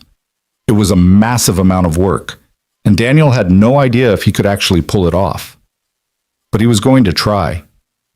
His phone buzzed with a text from an unknown number. "This is Claire Whitmore. Patricia gave me your cell. I wanted to say thank you for being professional today. I know the situation is complicated, but you handled it with grace." Daniel stared at the message for a long moment before responding, "Thank you for giving me this opportunity. I won't let you down." Her reply came quickly. "I know you won't. That's why I recommended you. Sleep well, Daniel. You've earned it." He set down his phone and looked around his small kitchen, at the bills that were finally manageable, at the refrigerator now stocked with real food, at Maddie's latest drawings covering every available surface. This was his life now. Not perfect, but stable. Not easy, but meaningful. And it had all started with a choice in the rain. The next few weeks blurred together in a chaos of learning curves and long days. Daniel threw himself into Bridges Forward with single-minded intensity, determined to prove that he deserved this position. He met with training center directors to negotiate partnership terms. He developed an intake assessment to identify participant needs. He created a database to track progress and outcomes. He worked early mornings and late nights, stealing hours after Maddie went to bed, driven by equal parts passion and fear of failure. The rest of the team at Community Solutions Partners embraced him warmly, though Daniel sometimes caught speculative looks when Claire's name came up in conversation. He ignored them, focusing instead on building relationships through competence. Jennifer sought his input on a housing program proposal. Marcus invited him to lunch to discuss collaboration opportunities. Even the finance director complimented his budget tracking. 3 weeks into his new job, Daniel held the first information session for prospective Bridges Forward participants. 15 people showed up to the community center where they'd rented space. 15 adults who'd been underemployed or unemployed, who were struggling to make ends meet, who were looking for a way forward. Daniel stood in front of them and saw himself 3 weeks ago, desperate and uncertain and hoping for a chance. "Thank you all for coming," he began, his voice steadier than he felt. "I know what it's like to wonder if things will ever get better. I know what it's like to work hard and still fall short. 4 weeks ago, I lost my job. I thought it was the end of everything. But someone gave me a second chance, and now I'm here to offer that same chance to you." He outlined the program. Skills training in high-demand fields, job placement assistance, wraparound support services to address barriers. He answered questions about eligibility and time commitment and whether this was really free or if there was some catch they weren't seeing. "There's no catch," Daniel assured them. "The only requirement is that you're willing to show up and do the work. We're investing in you because we believe you're worth investing in. All we ask is that when you succeed, and you will succeed, you remember this feeling and help someone else when you can." After the session, 7 people signed up on the spot. 7 lives that could change trajectory. 7 families that might find stability. It wasn't 100 participants, but it was a start. Daniel called Patricia on his drive home. "We have our first cohort." "That's wonderful. How many?" 7. "I know it's not as many as we hoped." "Daniel, 7 is perfect for a pilot group. We can give them intensive support, work out the kinks in our processes, and build momentum for the next cohort. This is exactly how sustainable programs grow." That night, Daniel allowed himself to feel proud. Not proud enough to be complacent, but proud enough to believe he might actually be good at this work. His first monthly call with Claire was scheduled for the following Monday. Daniel prepared extensively, creating a detailed report on program launch activities, participant demographics, and early challenges. When his office phone rang at the appointed time, he answered on the first ring. "Claire, good morning." "Good morning, Daniel. How's the program going?" Her voice was warm but professional, the CEO tone he was getting used to. "Really well. We have 7 participants in our pilot cohort, all enrolled in training programs. 2 in healthcare, 3 in IT, and 2 in skilled trades. Demographically, we're serving 5 single parents, 1 formerly incarcerated individual, and 1 person with disabilities. Average age is 34. That's excellent diversity. Have you encountered any challenges?" Daniel appreciated that she didn't just want to hear about successes. "A few. 1 participant needed emergency childcare funding within the first week because her regular sitter fell through. We hadn't anticipated how quickly those needs would arise." Also, coordinating schedules between 3 different training centers has been more complex than expected. Everyone has different start dates and hours. How did you handle the childcare situation? We approved the emergency funding and connected her with a backup childcare network that offers sliding scale rates. Long term, we're exploring partnerships with local childcare centers to have priority slots available for our participants. Smart. He could hear the approval in her voice. And the scheduling coordination? I built a master calendar that syncs with all 3 training centers and set up weekly check-ins with each site coordinator. It's time intensive, but it's working. They talked for 45 minutes, 15 minutes longer than scheduled, discussing program logistics, participant outcomes, and lessons learned. Claire asked penetrating questions that revealed her deep understanding of both business operations and social services. She challenged his assumptions, pushed him to think bigger, and praised his problem solving. "Daniel, I'm impressed," she said as the call wound down. "You've accomplished in 3 weeks what I expected might take 2 months. The program is in excellent hands."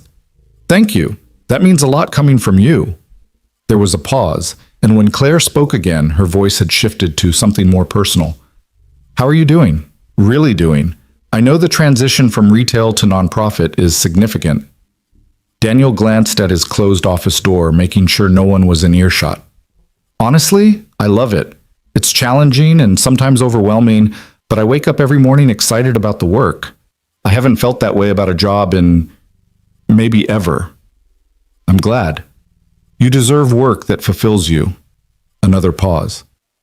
"I meant what I said in the rain, Daniel. The world needs more people like you, people who choose kindness even when it costs them something. I'm just grateful I got to be part of giving you a platform to make a difference." After they hung up, Daniel sat at his desk feeling energized rather than drained. Working with Claire wasn't about favoritism or special treatment. It was about having a mentor who believed in him, who challenged him to be better, who saw potential he sometimes doubted himself. That evening, he picked up Maddie from gymnastics class. The sparkly leotard she'd dreamed about had become a reality 2 weeks ago, and listened to her chatter about learning cartwheels and beam walks. She was thriving in ways that broke his heart with gratitude. "Daddy, can we invite Mrs. Patterson for dinner this weekend? I want to show her my new routine." "That's a great idea, baby. I'll call her tonight." On Saturday, Helen Patterson came for dinner, bringing her famous apple pie and warm hugs for both of them. Daniel cooked his best attempt at pot roast, and they ate at the kitchen table while Maddie regaled Helen with every detail of her gymnastics class.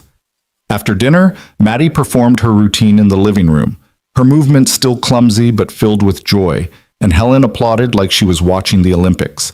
Later, while Maddie watched a movie, Daniel and Helen cleaned up the kitchen together. "You look good, Daniel," Helen said, handing him a dish to dry. "Settled, like you finally found your footing." "I feel that way. It's strange. A month ago, I thought my life was falling apart. Now everything feels like it's coming together." That's what happens when you trust the process.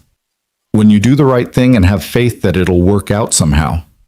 Helen paused, her hands in the soapy water.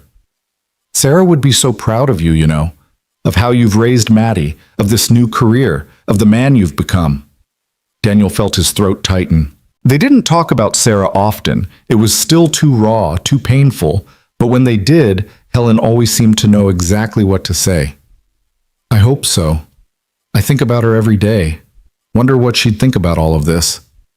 "She'd think you're doing exactly what you should be doing, helping people, raising your daughter right, choosing kindness over convenience." Helen dried her hands and turned to face him. "That day in the rain when you stopped to help Claire? Sarah was right there with you, Daniel. All those values she loved about you, they're still there, still guiding you. And now they're guiding Maddie, too." That night, after Helen left and Maddie was asleep, Daniel sat on his back porch in the cool October air and thought about the past month, about choices and consequences, about kindness and karma, about the strange way that life sometimes worked out when you least expected it. His phone buzzed with an email from Patricia. Claire just approved funding for a second Bridges Forward cohort starting in January, 25 participants. "Congratulations, Daniel, you're changing lives." Daniel read the message 3 times, letting it sink in. 25 more people would get a chance. 25 more families might find stability. And it was happening because he'd stopped in the rain one morning to help a stranger change a tire. He pulled out his wallet and found Maddie's drawing, now carefully laminated to preserve it. My daddy, he helps people. The stick figure with angel wings smiled up at him, rendered in hope and crayons and a 7-year-old's absolute certainty. Maybe he wasn't a superhero. Maybe he was just a man who'd made a choice and gotten extraordinarily lucky. But sitting there in the darkness, with his daughter asleep inside and a future that finally felt secure, Daniel decided that was enough. It was more than enough. It was everything he had ever wanted and didn't know he could have. The success of Bridges Forward spread faster than Daniel anticipated. By mid-November, local news outlets had started calling, wanting to feature the program. A reporter from the Missouri Tribune showed up at the community center during a training session, taking photos of participants working on computer skills and conducting interviews. Daniel tried to stay in the background, deflecting attention to the participants whose lives were actually changing, but the reporter was persistent. Mr. Hayes, our readers want to know about the people behind programs like this. You've only been here 2 months, but you've already made significant impact. What's your secret? Daniel thought about how to answer that without revealing too much. There's no secret. We just treat people with dignity and give them the tools they need to succeed. Everyone wants to do better. They just need opportunity and support. The article ran the following Sunday with the headline, New Program Offers Second Chances to Struggling Workers. It was a beautiful piece highlighting 3 participants and their journeys. But there was also a photo of Daniel at his desk, looking thoughtful, with a caption identifying him as the program coordinator. And buried in the 7th paragraph was a sentence that made Daniel's stomach drop. Hayes came to Community Solutions Partners after leaving a retail management position, bringing fresh perspective to nonprofit work. His phone rang within an hour of the article posting online. Patricia, have you seen the Tribune piece? I'm reading it now. Daniel scrolled through the article on his laptop, his coffee growing cold beside him. Maddie was at a friend's birthday party, giving him a rare Sunday morning alone. It's good coverage for the program. It is. We've already had 5 inquiries about the next cohort, but Daniel, there's something you should know. Patricia's tone shifted to cautious. I got a call this morning from a blogger who writes about corporate philanthropy. He's asking questions about your connection to Claire Whitmore. Daniel felt ice settle in his chest. What kind of questions? About how you got hired, about Claire's involvement in the recruitment process, about whether Whitmore Holdings influenced our hiring decisions. He's implying that there might be impropriety, that maybe Claire used her donor status to get you a job you weren't qualified for. That's not what happened. I know that, you know that, but perception matters, Daniel. This blogger, his name is Richard Marsh, he's got a following in nonprofit circles. If he publishes something suggesting that our hiring practices are influenced by donors, it could damage the organization's reputation. And yours. Daniel stood and paced his small living room, his mind racing. What do we do? Nothing yet. I told him we don't comment on personnel matters, but he's digging, and he's going to find out about your termination from Freshmart, about Claire's recommendation, about the timing of everything. The story is going to come out one way or another. The question is how we want it told. The truth. We tell the truth. The truth is complicated, Daniel, and complicated doesn't always play well in headlines.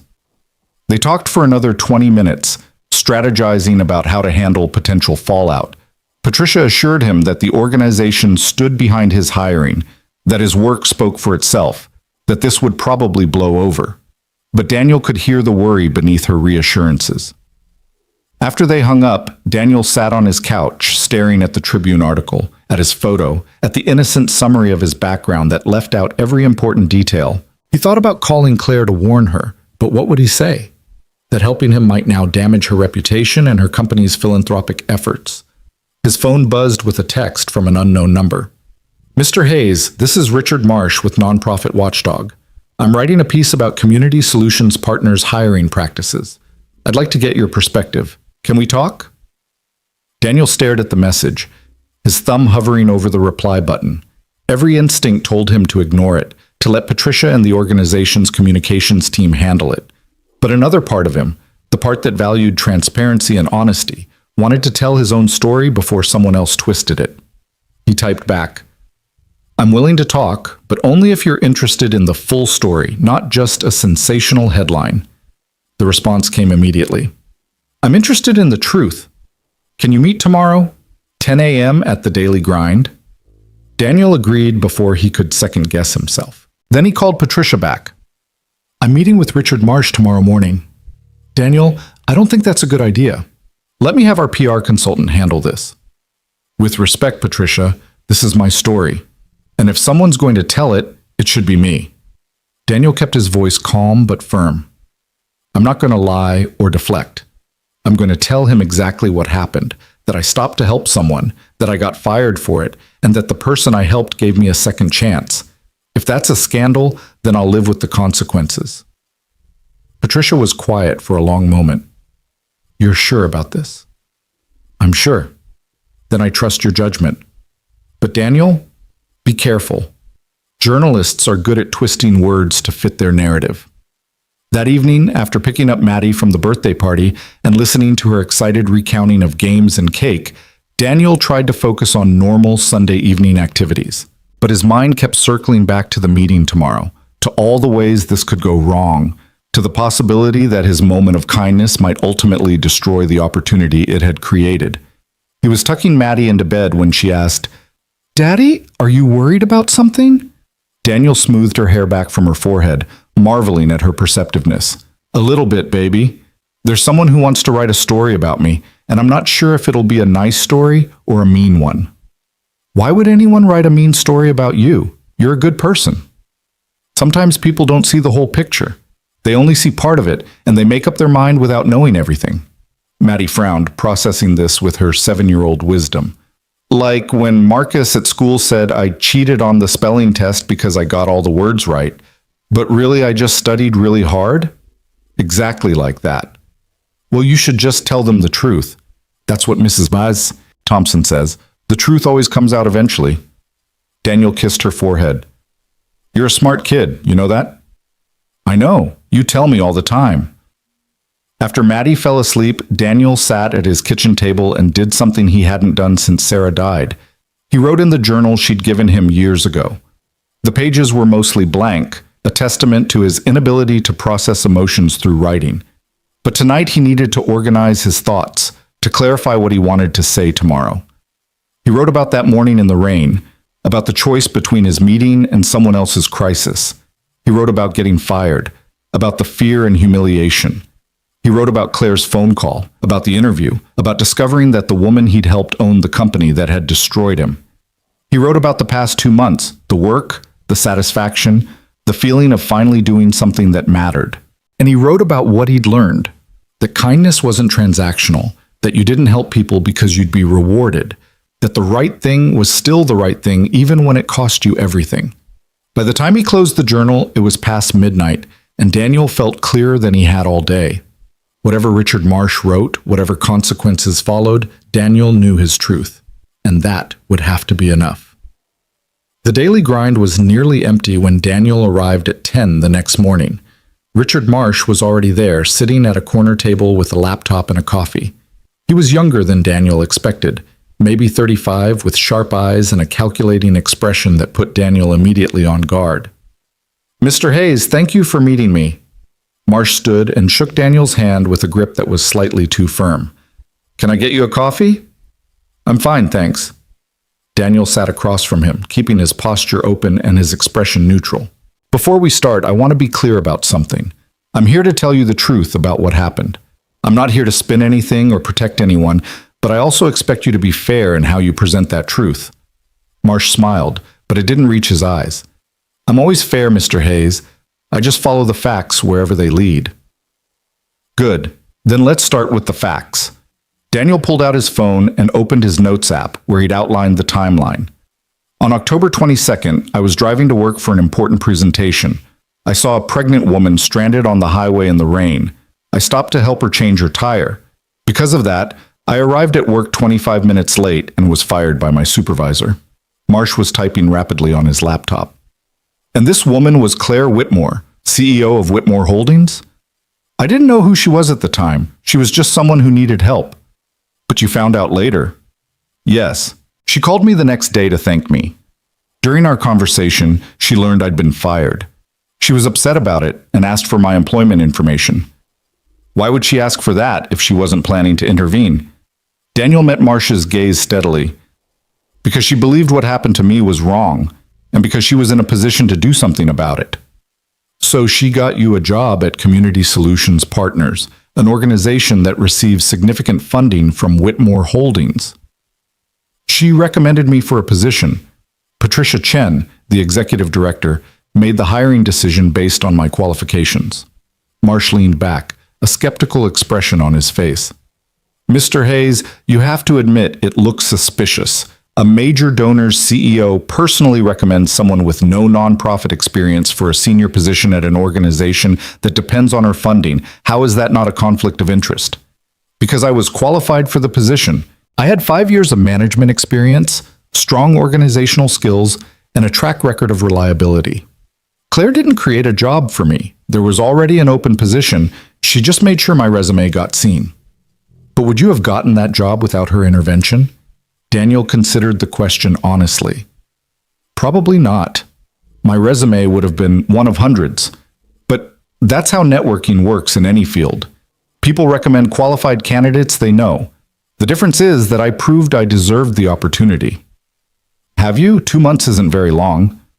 Long enough to launch a successful program that's already changing lives. Long enough to secure funding for a second cohort. Long enough to build relationships with partner organizations and earn the trust of my colleagues. Daniel kept his voice calm, refusing to rise to the bait. Mr. Marsh, I understand what you're trying to do. You want a scandal, the story of a corrupt CEO using donor money to give special favors to people she likes. But that's not what happened here. Then what did happen? I made a choice to help someone when they needed it. That choice cost me my job. And the person I helped, who happened to have resources and influence, chose to give me a second chance. If that's corruption, then I guess I'm guilty, but I call it gratitude and human decency. Marsh studied him for a long moment. You really believe that, don't you? That this is just a heartwarming story about kindness being rewarded? No, I believe it's a story about a broken system that punishes people for having humanity. I believe it's about how difficult it is for anyone to get ahead without connections and lucky breaks. I believe it's about the fact that I'm one of the fortunate few who got a second chance, while thousands of other people get fired for minor infractions and never recover.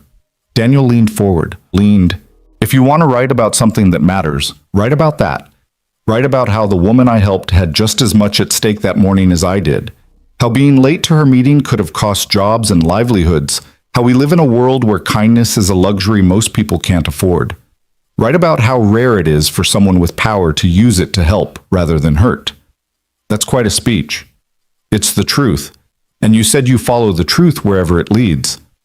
Marsh was quiet, his fingers still on his keyboard. When he finally spoke, his tone had shifted slightly. Tell me about Bridges Forward. What does the program actually do? For the next 30 minutes, Daniel walked Marsh through the program, its structure, its participants, its early successes and challenges. He showed him data on job placements, on families moving out of poverty, on children who now had stability because their parents found better employment. He introduced Marsh to the truth of his work, the reality that was so much more compelling than any scandal. Can I meet some of the participants? Marsh asked. Would they be willing to talk to me? I'd have to ask them. Some might be if they believe you're genuinely interested in their stories rather than just looking for ammunition against Claire Whitmore. I am interested. Marsh gestured at his laptop. This is more interesting than what I thought I'd find. Which was? Honestly, I expected to find evidence of nepotism, of a CEO using charitable giving to benefit herself somehow. I expected you to be evasive or defensive. But you're neither of those things. Marsh closed his laptop. Mr. Hayes, I'm going to be straight with you. I write about nonprofit accountability because I care about the sector. I want to expose real corruption when it exists. But I also want to highlight programs that work, leaders who do good work for the right reasons. Based on this conversation, I think you might be one of those leaders. Daniel felt some of the tension leave his shoulders. So you're not writing a hit piece? I'm writing the truth, which is more nuanced than a scandal, but probably more important. Marsh stood, extending his hand. Thank you for your time, Mr. Hayes. I'd like to follow up in a few weeks, see how the program progresses. Would that be all right? That would be fine. After Marsh left, Daniel sat alone at the table for a few minutes, processing what had just happened. He'd gone into that meeting expecting a fight, expecting to have his words twisted and his motives questioned. Instead, he'd found someone willing to listen, to consider complexity, to see beyond the surface narrative. He called Patricia on his way back to the office. The meeting with Marsh went better than expected. I think he's going to write a fair piece. That's a relief. Daniel, I want you to know that even if he'd written something negative, we would have stood by you. Your work here speaks for itself. I appreciate that. But Patricia, this whole situation made me realize something. We need to be more transparent about how we operate, about how hiring decisions get made, about our relationships with donors. Not because we're doing anything wrong, but because perception matters.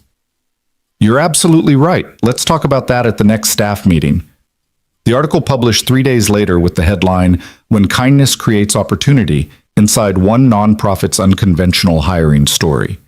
It was balanced and thoughtful, acknowledging the unusual circumstances of Daniel's hiring while focusing primarily on Bridges Forward's impact.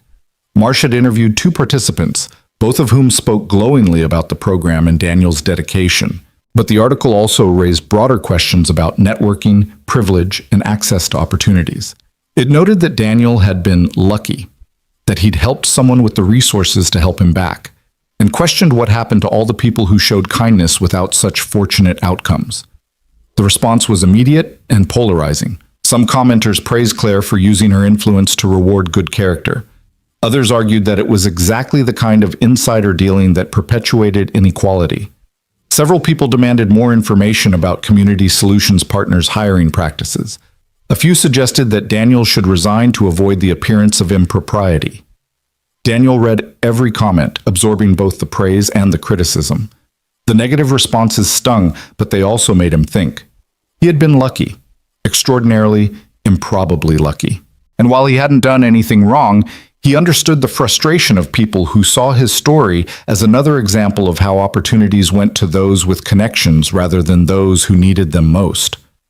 That evening, he found himself on the phone with Claire for the first time since the article published.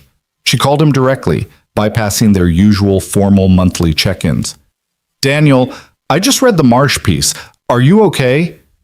I'm fine. It could have been much worse. The comments section is brutal. I'm sorry you're dealing with this. Daniel walked out to his back porch, needing the cold November air to clear his head. Claire, can I ask you something honestly? Of course.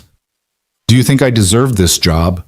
Not whether I'm doing good work now, but whether I deserve the opportunity in the first place. Claire was quiet for a moment. That's a complicated question. I know, that's why I'm asking. Did you deserve to be fired for helping me? Absolutely not. Did you deserve a chance to prove yourself in meaningful work? Absolutely yes. Did you deserve to skip over other equally qualified candidates who never got their resumes seen? That's where it gets murky. Claire's voice was thoughtful, honest. Daniel, I used my privilege and influence to help you. That's an uncomfortable truth. I could justify it by saying you had exceptional character, that you'd proven your values in a moment of crisis, that I was righting a wrong. All of that is true. But it's also true that I had the power to make a phone call that changed your life, and most people don't have access to that kind of power. So what do we do with that? How do I justify accepting an opportunity that came through privilege rather than merit? By doing exactly what you're doing, by working harder than anyone expects, by using this platform to create opportunities for people who don't have connections or lucky breaks, by being transparent about your story and acknowledging that yes, you got lucky, and yes, the system is unfair, and yes, you're going to spend your career trying to make it less unfair for others. Daniel leaned against the porch railing, watching his breath fog in the cold air. Some people are saying I should resign. Do you want to resign? No, God, no. I love this work. I believe in it. But I don't want my presence to damage the organization's reputation or undermine the program's credibility. Then don't resign. Stay and prove them wrong. Show them that you're not just someone who got a job through connections. Show them you're someone who deserved the opportunity and made the most of it. Claire paused. Daniel, I've been thinking about this a lot since the article came out, and I want to do something that might help address some of these concerns. What's that? I want to create a formal initiative, something we're calling Lily's Wings, named after your daughter's drawing. It would be a program through Whitmore Holdings, where we identify and support individuals who demonstrate exceptional character but lack traditional opportunities. We'd partner with organizations like Community Solutions Partners to create pathways for people who might never get their resume seen otherwise. Daniel felt his chest tighten. You want to formalize what you did for me? Exactly.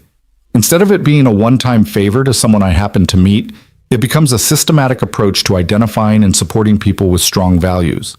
We'd have an application process, clear criteria, transparency about how decisions get made. It wouldn't eliminate the privilege I have to make these opportunities happen, but it would democratize access to that privilege. That's incredible, Claire. I need your help making it work. You'd be the public face of the program, the proof that it can succeed. You'd help design the selection criteria, train the people who evaluate candidates, maybe even serve on the selection committee. It would be additional work on top of your role at Community Solutions Partners, and I'd compensate you fairly for your time. What do you think? Daniel thought about Maddie's drawing, about his stick figure self with angel wings, about all the people out there who just needed someone to take a chance on them. I think it's brilliant and terrifying and exactly the kind of response we need to this controversy. Good, because I'm announcing it at our quarterly board meeting next week. I'd like you to be there. Me? At a Whitmore Holdings board meeting? You're the reason this program exists. Your story is what inspired it. You should be there when we launch it.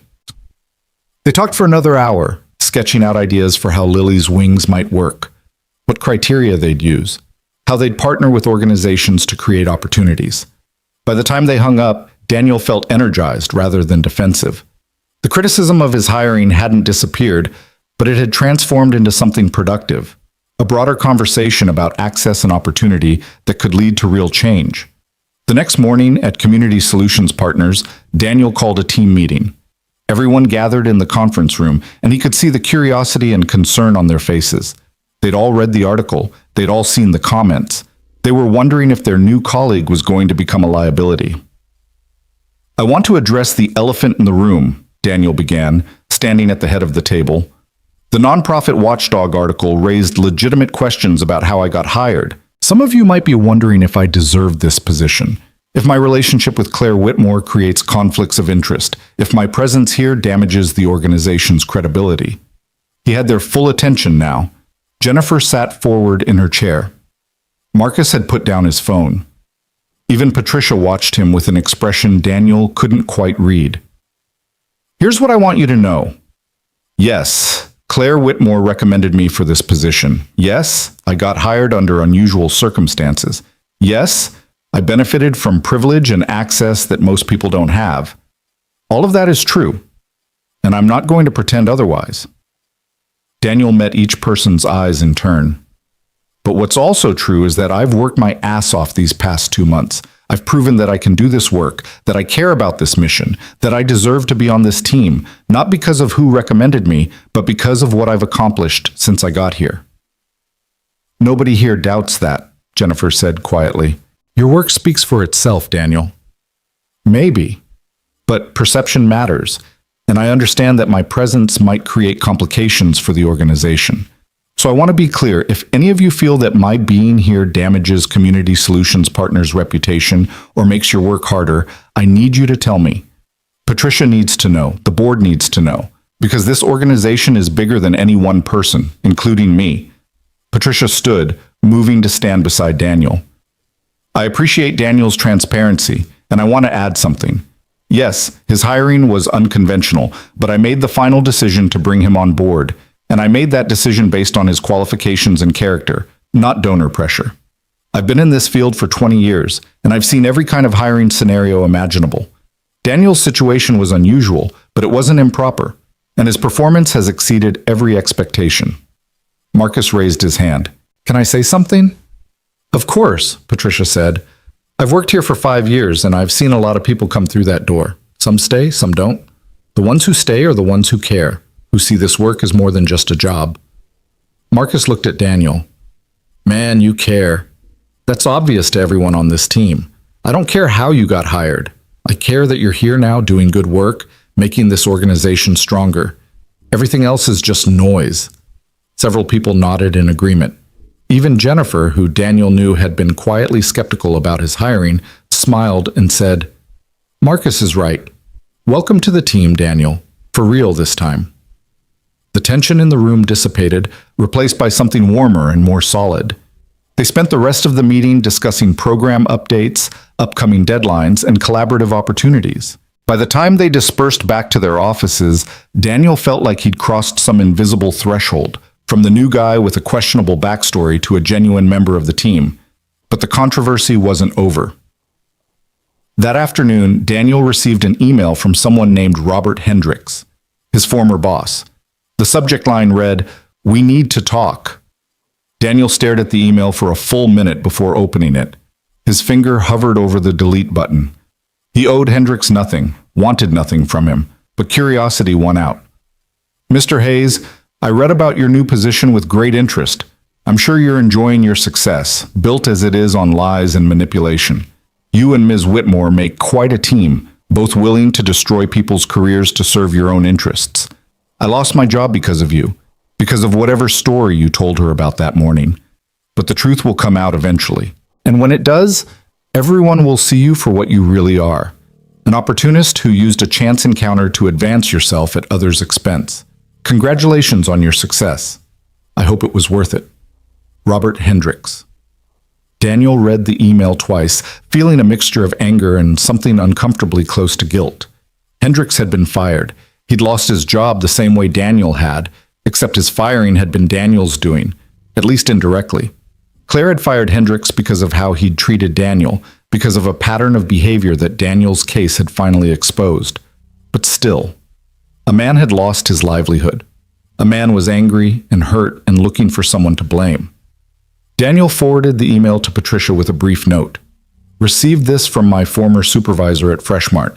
Not sure if it's something we need to be concerned about, but I wanted you to be aware." Patricia called him 5 minutes later. "Daniel, this is concerning. He's clearly bitter, and bitter people sometimes do irrational things. Do you think he'd try to damage the organization?" "I don't know, but I'm forwarding this to our legal counsel just to have it documented. In the meantime, don't respond to him. Don't engage at all. If he reaches out again, forward it to me immediately." That night, Daniel couldn't sleep. He lay in bed staring at the ceiling, thinking about Hendricks, about the chain of consequences that had started with a flat tire in the rain. Daniel had been fired, which led to Claire helping him, which led to Hendricks being fired, which had apparently led to Hendricks losing everything the way Daniel almost had. Was Daniel responsible for that? Had his story cost an innocent man his career? Except Hendricks wasn't innocent. Patricia had said as much, that he'd been a problem for a while, that there had been complaints and high turnover, that Daniel's case was just the final straw. Claire had said the same thing. Hendricks had earned his termination through years of poor management and cruel decisions, but Daniel still felt the weight of it. Someone else's life had been destroyed in the process of saving his own. Around 2 a.m., he got up and padded to the kitchen, making chamomile tea he didn't really want. He pulled out Sarah's journal and wrote about guilt and responsibility, about the messy reality of consequences that weren't entirely your fault, but also weren't entirely separate from your choices. He was still writing when his phone buzzed with a text from Claire. "Can't sleep either? Hendricks sent me a similar email. I'm sorry you're dealing with this." Daniel typed back, "Did we do the right thing? I keep wondering if there was a way to help me without hurting him." Her response took a few minutes. "I've been asking myself the same question. The truth is, I don't know. Maybe there was another way. But Daniel, he made his own choices. He chose to fire you instead of showing understanding. He chose to lie to me about your performance. He chose a management style that hurt people. We didn't create those choices. We just responded to them. But he lost everything, just like I almost did. Yes. And unlike you, he hasn't found anyone willing to give him a second chance. That's not our fault, but it is unfortunate. The world isn't fair, Daniel. We both know that. Sometimes good people suffer for no reason. Sometimes bad people face consequences they deserve. And sometimes it's impossible to tell the difference. Daniel set down his phone and returned to the journal, but the words wouldn't come anymore. He was too tired, too conflicted, too aware of the complexity of a situation he'd once thought was simple. He'd stopped to help someone. That was good. Everything else, the firing, the hiring, the opportunity, the controversy, the consequences for Hendricks, all of that was the messy reality that followed one moment of kindness. The next week, Daniel attended Claire's board meeting at Whitmore Holdings headquarters, a gleaming downtown building that made him feel simultaneously underdressed and overwhelmed. Claire met him in the lobby, her pregnancy now impossible to hide, her professional warmth helping him relax. "Thank you for coming," she said, guiding him to the elevator. "The board is eager to hear about Lily's wings directly from you." "I'm nervous," Daniel admitted. "Don't be. Just tell them your story. That's all they need to hear." The boardroom was intimidating. Massive windows overlooking the city, a table that could seat 20, portraits of previous CEOs on the walls. 12 board members sat waiting, all older than Daniel, all successful in ways he could only imagine. Claire introduced him simply. "This is Daniel Hayes. His story is why we're proposing Lily's wings." And Daniel told them everything. About the rain, about the choice, about getting fired and almost losing everything. About Claire's phone call, about the second chance, about bridges forward and the lives changing because someone had believed in him. About Maddie's drawing and the responsibility he felt to pay forward what he'd been given. When he finished, the room was silent. Then a woman at the far end of the table, the board chair, Daniel thought, spoke. "Mr. Hayes, your story is compelling, but I'm concerned about scalability. How do we identify people like you? How do we separate genuine character from people who are simply good at telling stories?" It was the question Daniel had been expecting, the one that kept him up at night. "Honestly, I don't think you can always tell the difference. Character reveals itself over time, through choices and actions, not through interviews or applications. The best we can do is create opportunities for people to prove themselves, provide support during that proof period, and be willing to acknowledge when we make mistakes." "So you're saying there's no foolproof system?" "I'm saying that any system designed to help people will occasionally help the wrong people, but that shouldn't stop us from trying. The alternative, only helping people who can prove they deserve it before they get any help, that guarantees we'll miss most of the people who need us most." Another board member, an older man with kind eyes, leaned forward. "What would you say to critics who argue that Lily's wings is just a way to legitimize nepotism and favoritism?" "I'd say they're not entirely wrong." Daniel felt Claire stiffen beside him, but he continued. "Access to opportunity in America is largely about who you know. Lily's wings doesn't eliminate that reality. It just tries to expand who gets access to powerful networks. Yes, it's still privileged people deciding who deserves help, but it's better than powerful people only helping other powerful people, which is what usually happens." The kind-eyed board member smiled. "That's a refreshingly honest answer, Mr. Hayes."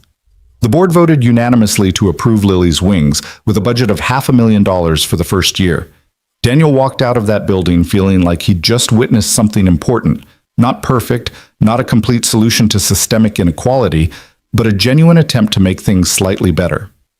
On the drive home, Claire called him, "You were perfect in there, honest, thoughtful, real. That's exactly what they needed to hear." "I just told them the truth." "That's what made it perfect." She paused. "Daniel, there's something else I need to tell you. Something I probably should have mentioned before the board meeting." His stomach tightened. "What's that?"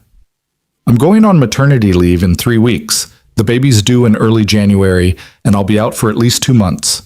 During that time, my COO will handle most corporate decisions. But for Lily's wings specifically, I'd like you to be the primary point of contact." "Me?" "Claire, I can't run a corporate initiative. I barely know what I'm doing with my own job." "You won't be running it alone. We'll have a team, HR people, program staff, communications specialists, but I want you to be the face of it, the person who evaluates candidates and tells their stories and keeps the mission front and center. You're the living proof that this approach works. People need to see that." Daniel thought about his workload, about Maddie, about all the ways this could go wrong, But he also thought about the 7 people in his Bridges Forward cohort, about the 25 more starting in January, about all the potential participants for Lily's Wings who are out there right now, working hard and doing the right thing and getting nowhere because they lacked connections. "Okay," he said, "I'll do it." "Thank you, Daniel. I can't think of anyone better." That evening, Daniel told Maddie about the board meeting and the new initiative over dinner at their kitchen table. She listened with rapt attention, asking questions about how they'd find people to help and whether she could help pick them. "It's a grown-up job, baby, but you inspired it. Remember your drawing of me with angel wings? The one where I said you help people? That's the one. Miss Whitmore liked it so much that she named the whole program after it. It's called Lily's Wings." Maddie's face lit up. "Really? My drawing is famous?" "Very famous. It's going to be the logo for the program." She was quiet for a moment, processing this information with the seriousness of someone who suddenly understood the weight of influence. Then she looked at Daniel with those huge brown eyes, Sarah's eyes, and said, "Daddy, does this mean we have to help even more people now?" "I think it does, baby." "Good," Maddie said firmly, "because that's what superheroes do. They help people even when it's hard." And looking at his daughter, at her absolute certainty in the value of kindness, Daniel felt the last of his doubt dissolve. Yes, the situation was complicated. Yes, there would be more criticism and controversy ahead. Yes, he'd benefited from privilege and luck and circumstances that most people would never experience. But he was going to use that privilege to help others. He was going to work harder than anyone expected. He was going to prove over and over again that the second chance he'd been given was worth someone's faith. Because that's what you did when you got lucky. You paid it forward. You helped the next person. You became the angel in someone else's storm. And maybe, just maybe, that was enough. 3 weeks later, Daniel stood in front of the bathroom mirror at Community Solutions Partners, straightening his tie for the 3rd time. Through the closed door, he could hear the buzz of activity, caterers setting up in the conference room, staff members arranging chairs, the hum of voices as early arrivals trickled in. Tonight was the official launch event for Lily's Wings, and Daniel felt like he might throw up. "You look fine," Patricia said when he finally emerged. She was wearing a navy dress and her most professional smile, but Daniel could see the stress lines around her eyes. This event mattered, not just for the program, but for the organization's reputation. After weeks of scrutiny following the nonprofit Watchdog article, they needed tonight to go perfectly. "Claire just arrived. She's asking for you." Daniel found Claire in Patricia's office, one hand resting on her very pregnant belly, the other scrolling through her phone. She looked up when he entered and smiled. "There you are. Ready for this?" "Not even a little bit." Daniel closed the door behind him. "Claire, what if nobody applies? What if the whole initiative falls flat? Then we'll learn from it and try something different. But Daniel, look at this." She turned her phone toward him, showing a news article. The headline read, "Whitmore Holdings announces character-based hiring initiative." The story had been picked up by national outlets, shared thousands of times on social media, and generated hundreds of comments, most of them positive. People are excited about this. They want to believe that kindness matters, that character counts for something. You've given them hope. "We've given them hope," Daniel corrected. "This was your idea. Inspired by your actions. There's a difference." Claire stood, wincing slightly as she adjusted her position. "This baby is determined to make everything uncomfortable. 3 more weeks can't come fast enough." Are you sure you should be here? You should be resting." "I'm not missing this, Daniel. This program is too important." She moved toward the door, then paused. "By the way, there's someone here I think you should meet. Someone who wanted to thank you personally." "Who?" Claire's smile turned mysterious. "Come see." The conference room had been transformed. White tablecloths covered tables laden with appetizers and drinks.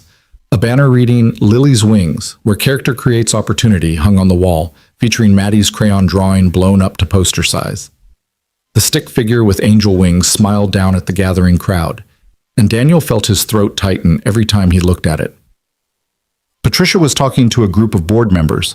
Marcus and Jennifer were giving a tour to some journalists, and standing near the refreshment table, looking uncomfortable in a borrowed suit, was Miguel Rodriguez, one of Daniel's Bridges Forward participants. "Miguel!" Daniel crossed the room quickly. What are you doing here? I thought you had training tonight. Miguel's face broke into a wide grin. Mr. Hayes, Ms. Whitmore invited me. Said she wanted to hear about the program from someone actually in it. She did? Man, I was nervous as hell. I ain't never been to anything this fancy, but she was cool about it, asked me questions about what I'm learning, what's helping, what could be better. I told her the truth, that you changed my life. Daniel felt his face grow warm. You're changing your own life, Miguel. I'm just helping remove some obstacles. Nah, man, it's more than that. Before Bridges Ford, I'd been out of work for 8 months. 8 months of sending out resumes and getting nothing back, of watching my savings disappear, of feeling like I'd never catch a break. Then you signed me up for IT training, helped me get a laptop, connected me with that tech company doing interviews. I start my new job next Monday, $48,000 a year with benefits. Do you know what that means for my family? I'm so proud of you, Miguel. I'm proud of me too. First time in a long time I can say that. Miguel looked around the room at the well-dressed people with their wine glasses and business cards. This is wild, though. All these important people here because you helped some lady change a tire. Because kindness matters, Daniel said. That's what tonight is about. The event officially started at 7. Patricia gave opening remarks, thanking everyone for coming and introducing the mission of Lily's Wings. Then Claire took the microphone, her pregnancy evident as she stood at the podium, and told the story of that morning in the rain. I was stranded, pregnant, and terrified, she said, her voice carrying clearly through the room. Car after car drove past me. Everyone had somewhere to be, something more important than helping a stranger. Except for one person. Daniel Hayes stopped. He was already running late for a career-defining presentation. He knew he'd face consequences. But he stopped anyway because that's who he is, someone who sees another human being in need and chooses to help. Claire paused, looking directly at Daniel. That choice cost him his job. And when I learned what happened, I couldn't accept it. I couldn't accept living in a world where kindness is punished, where doing the right thing destroys your future. So I used my privilege and my resources to give Daniel a second chance. And now, with Lily's Wings, we want to give that second chance to hundreds of people just like him. People with character, integrity, and compassion who've been overlooked by traditional hiring systems. The applause was thunderous. Daniel felt dozens of eyes on him as Claire gestured for him to join her at the podium. His legs felt unsteady as he walked to the front of the room. Thank you, Claire, he managed when the applause died down. I'm not great at speeches, so I'll keep this brief. 3 months ago, I was unemployed, terrified, and convinced that I'd made a catastrophic mistake. I'd chosen kindness over career advancement, and it seemed like the universe was telling me that was the wrong choice. But then something extraordinary happened. The person I helped decided to help me back. Not because she had to, but because she believed that character matters, that how we treat each other defines who we are. Daniel took a breath, looking around the room at all the faces watching him. Lily's Wings isn't about me, though. It's about all the people out there who make the right choices and get punished for it. The single mother who leaves work to help a stranded motorist and gets fired for being late. The teenager who returns a lost wallet and never gets thanked. The employee who speaks up about wrongdoing and loses their job for it. These are the people we want to find and support, not because they're perfect, but because they're good. And goodness should be rewarded not just in fairy tales, but in real life. More applause. Daniel stepped back, relieved it was over, but Claire gestured for him to stay. There's one more thing, she said. Daniel doesn't know this yet, but we've already received over 300 applications for Lily's Wings.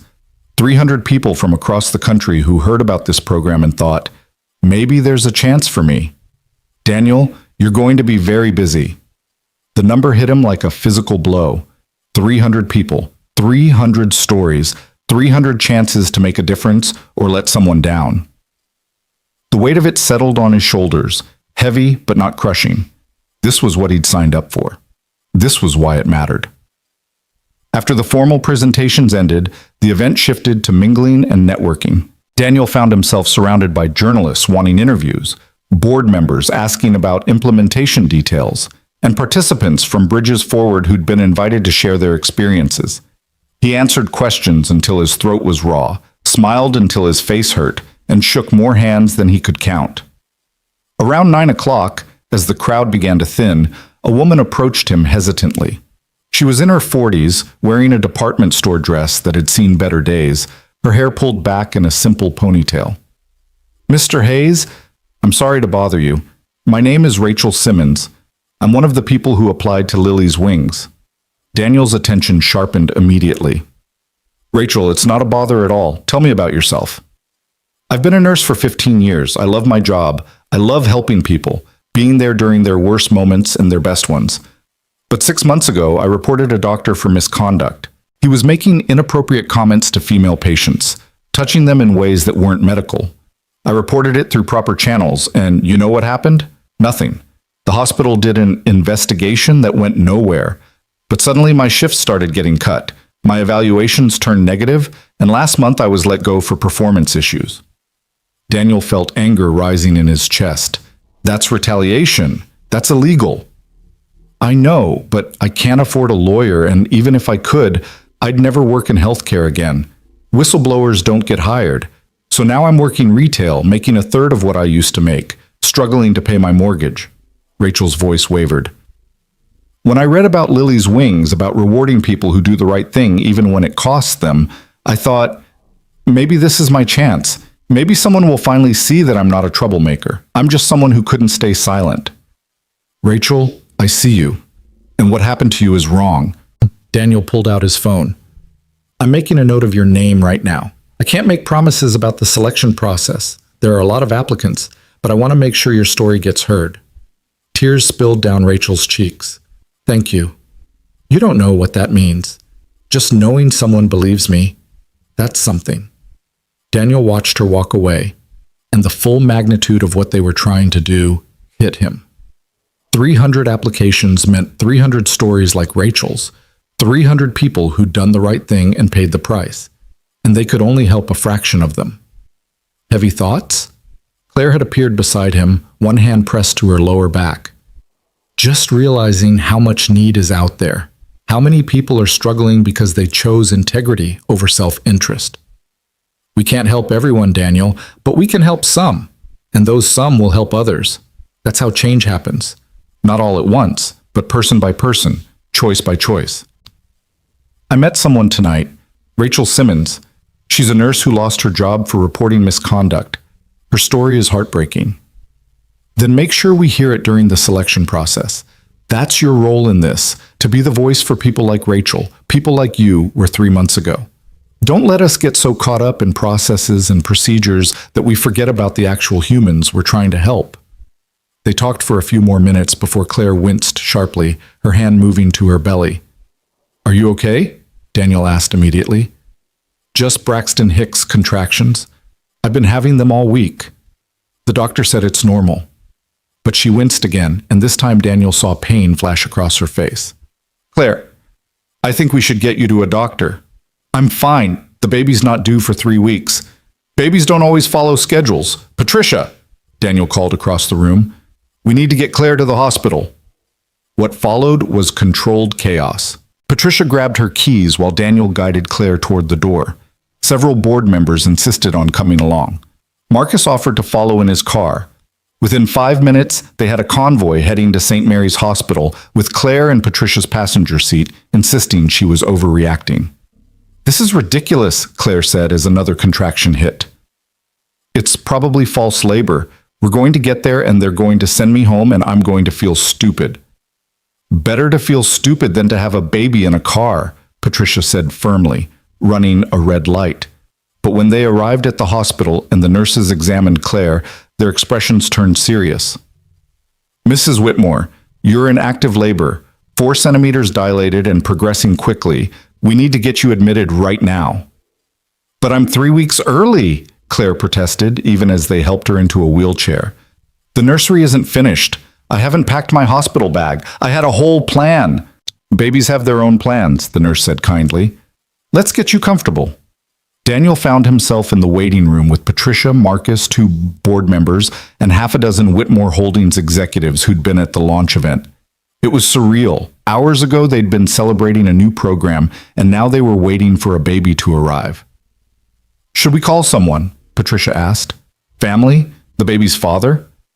There is no father in the picture, one of the executives said quietly. Claire chose to do this on her own. Her parents are traveling. We've already contacted them, but they're on a cruise in Alaska. Won't be able to get here until tomorrow at the earliest. Daniel thought about Claire facing this alone, about how terrifying it must be to bring a child into the world without a partner or parent beside you.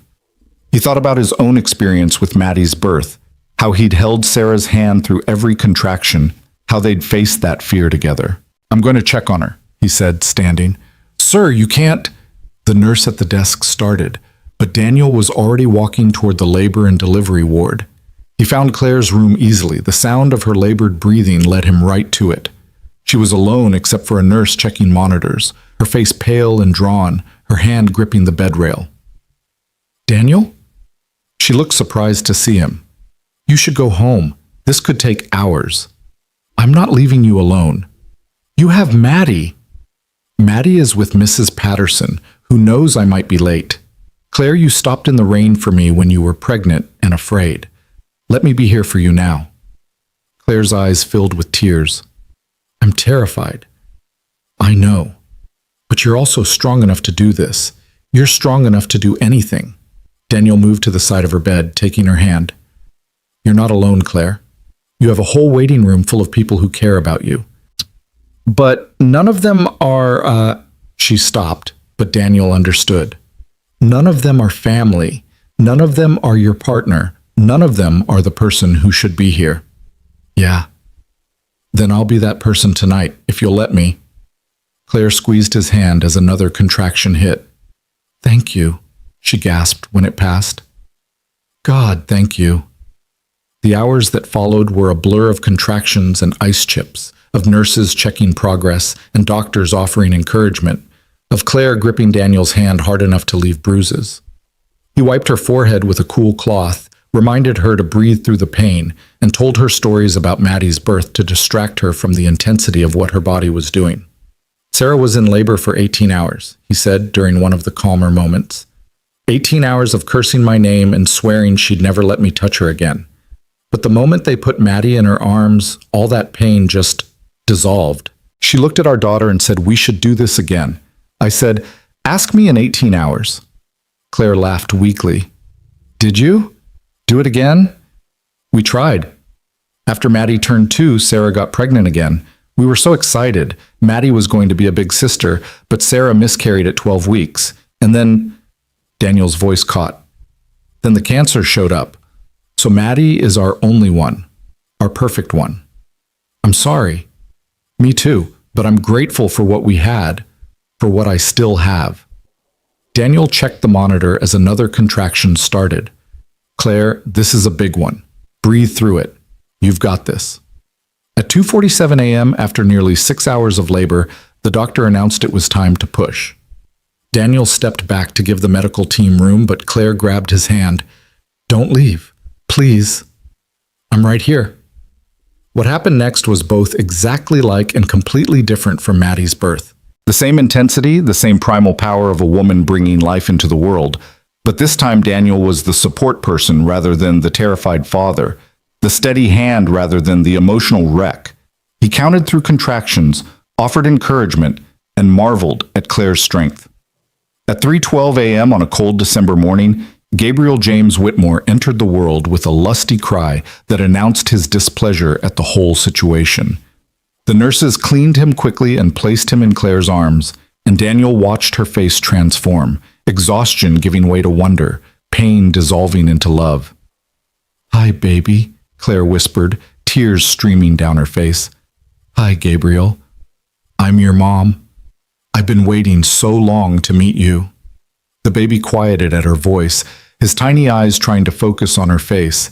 Daniel felt his own tears falling as he witnessed this moment, this sacred, beautiful moment of a mother meeting her child for the first time. He's perfect, Daniel said quietly. He really is. Claire looked up at him, her face radiant despite the exhaustion. Thank you for being here, for staying. There's nowhere else I would have been. A nurse took Gabriel for his measurements and tests, and Claire reached for Daniel's hand again. I want you to be his godfather, not in a religious sense, I'm not particularly religious, but in the sense of someone who's committed to being in his life, who'll help guide him, who'll teach him about kindness and integrity, and all the things that matter. Daniel felt the weight of the request settle on his shoulders. Claire, that's a huge responsibility. I know, but I can't think of anyone better. You're the person I want Gabriel to grow up knowing, the example I want him to follow. Then I'd be honored.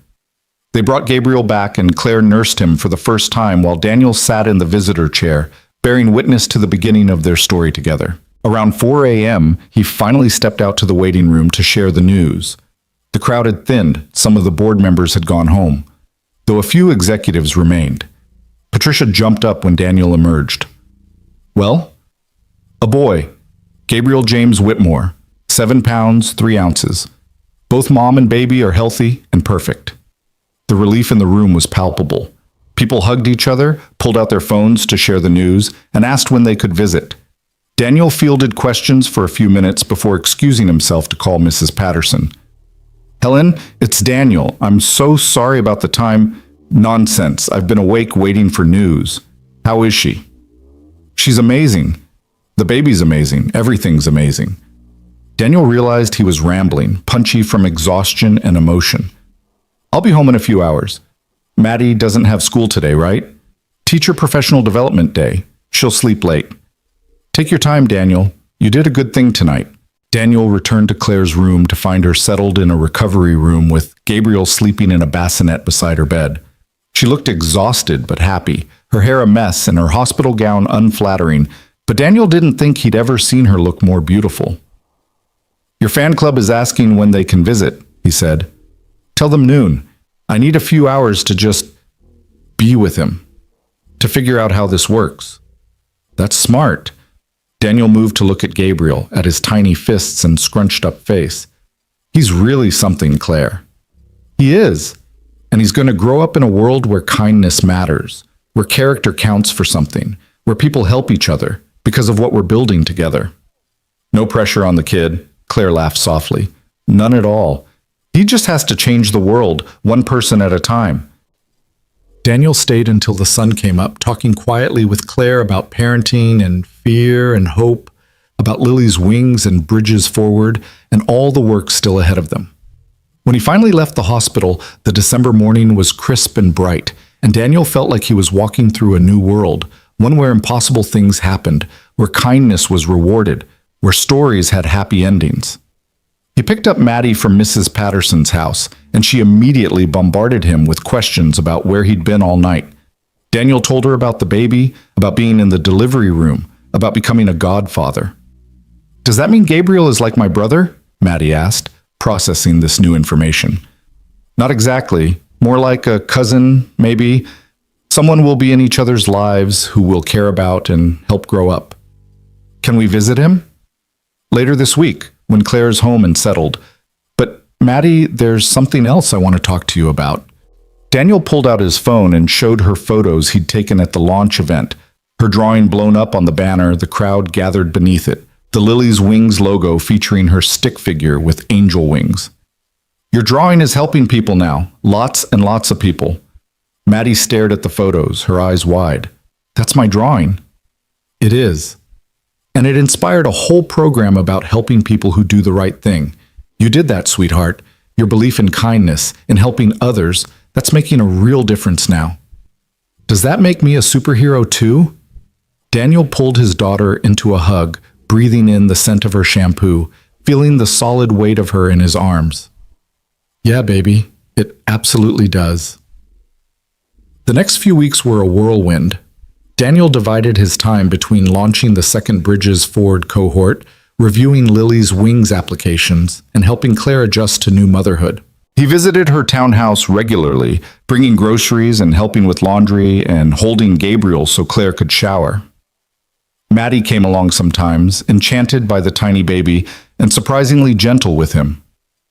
He's so small, Daddy, she whispered one afternoon, watching Gabriel sleep. Was I ever that small? Even smaller. You were only 6 pounds when you were born. That's crazy. How did I not break? Daniel laughed at her serious expression. Babies are tougher than they look, like you. The Lily's Wings selection process was harder than Daniel anticipated. 300 applications meant 300 difficult stories, 300 people deserving help. With Claire on maternity leave, Daniel led the selection committee along with Patricia, two Whitmore Holdings executives, and a representative from another nonprofit partner. They spent hours reviewing applications, conducting phone interviews, and debating who needed help most urgently. Rachel Simmons, the nurse who'd been fired for whistleblowing, made it to the final round. So did a teacher who'd been let go for standing up to a discriminatory principal, a warehouse worker who'd been terminated for reporting safety violations, a retail employee fired for refusing to lie to customers. Each story was a testament to the cost of integrity, to the price people paid for doing right in a world that often rewarded wrong. They could only select 20 people for the first cohort, 20 out of 300. The other 280 would receive letters thanking them for applying and encouraging them to reapply in the next cycle. Daniel agonized over every decision, knowing that each rejection meant someone would continue struggling, would continue paying the price for their good character. "We can't save everyone, Patricia reminded him after a particularly difficult selection meeting. "But the 20 we choose will have transformed lives. And maybe they'll transform lives in turn. That's how change spreads." In early January, Daniel attended his first official day as godfather to Gabriel. Claire had planned a small gathering at her townhouse, just Daniel, Maddie, Patricia, and a few close friends from Whitmore Holdings. There was no ceremony, no religious ritual. Just Claire standing in her living room holding Gabriel and saying, "Daniel Hayes, I'm entrusting you with a sacred responsibility. If anything ever happens to me, you become this little boy's guardian. You become his family. Do you accept?" Daniel felt the weight of every person in that room watching him, but mostly he felt the weight of Claire's trust, of this tiny life that depended on the adults around him to get it right. "I accept. I promise to always be there for Gabriel, to help him grow into a good man, to teach him that kindness and character matter more than success or money or status. I promise to honor your trust."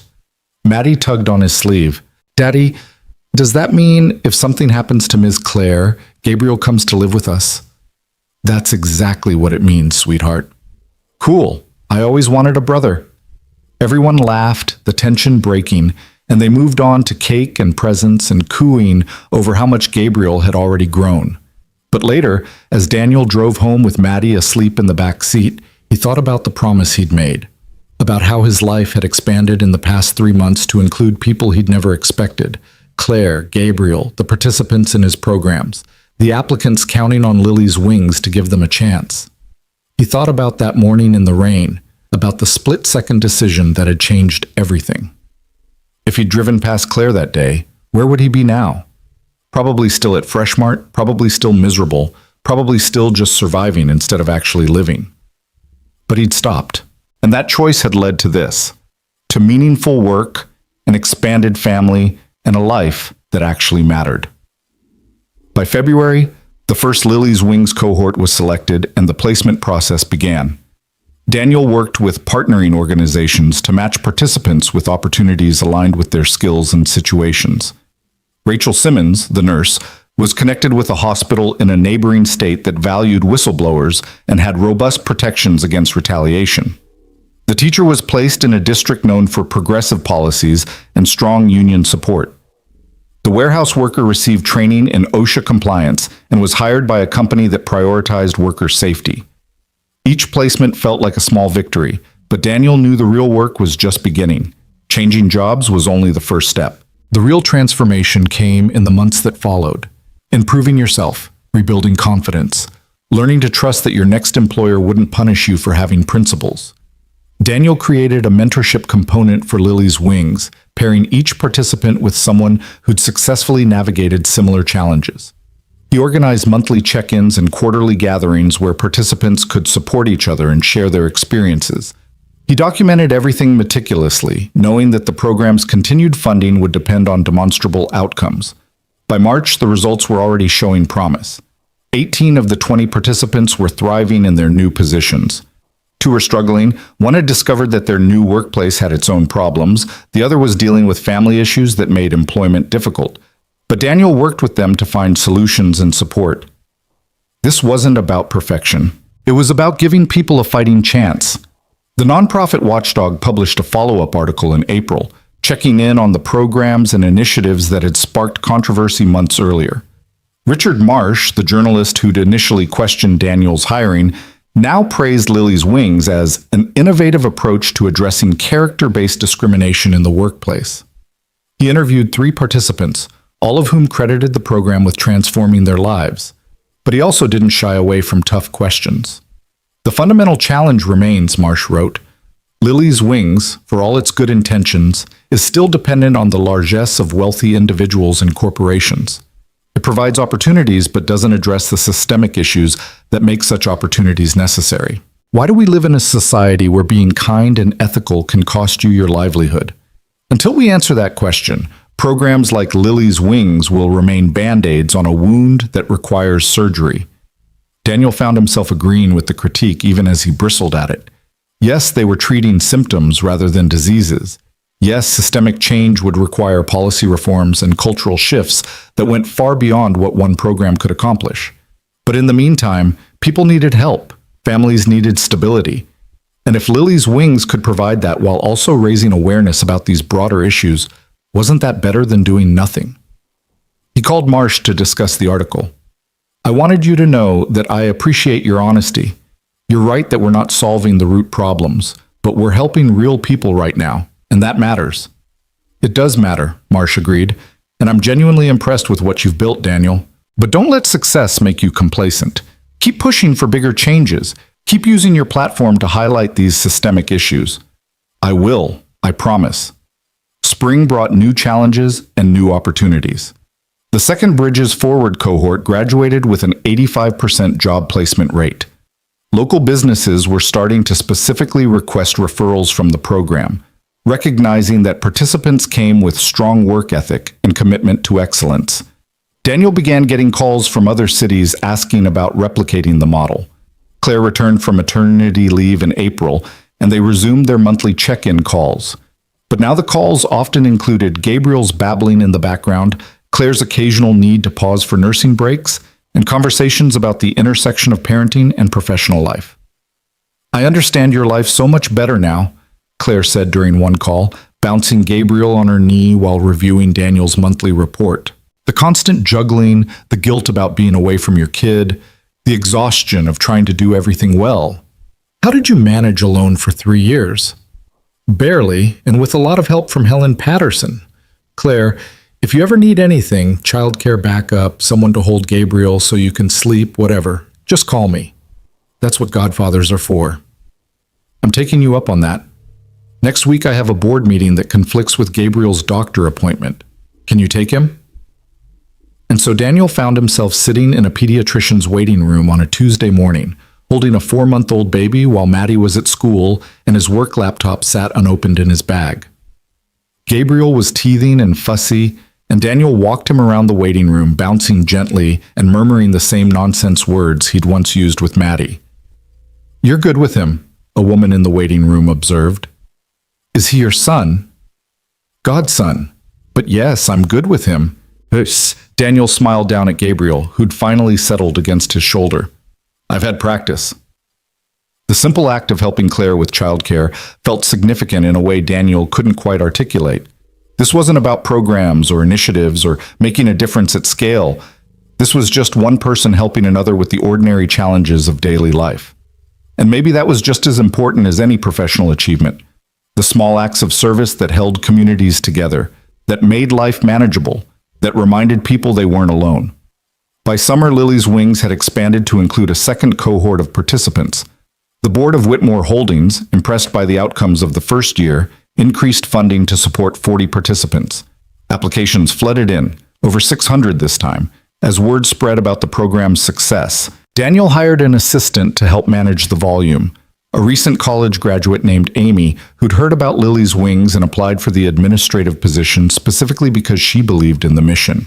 Together, they developed better systems for application review, participant support, and outcome tracking.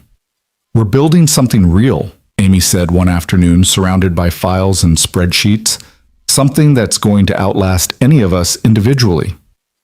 That's the goal, Daniel agreed. to create a model that other organizations can replicate, that becomes so successful that eventually we work ourselves out of a job because everyone's doing this. You really think that's possible? That character-based hiring could become the norm? Maybe not the norm, but more common. Yes. I think people are hungry for workplaces that value more than just skills and credentials. They want to work for organizations that see them as whole people, that care about integrity and compassion and all the things that make us human. One evening in late June, Daniel received an unexpected phone call from Robert Hendricks, his former boss, the man who'd fired him, the man who'd sent bitter emails accusing Daniel of ruining his career. "Hayes, this is Hendricks. Don't hang up." Daniel almost did hang up, his finger hovering over the red button, but curiosity and maybe something deeper made him listen. "I'm listening. I saw the article about Lily's wings, saw what you've accomplished, and I wanted to say I was wrong about you, about that morning, about everything." Daniel sat down heavily on his couch, not trusting his legs to hold him. "What?" "I've had a lot of time to think since I lost my job. A lot of time to reflect on my management style, my priorities, the kind of leader I was. And the truth is, you were right. I valued the wrong things. I punished people for having humanity. I created a toxic environment because I thought that's what it meant to be tough and professional." Hendrick's voice wavered.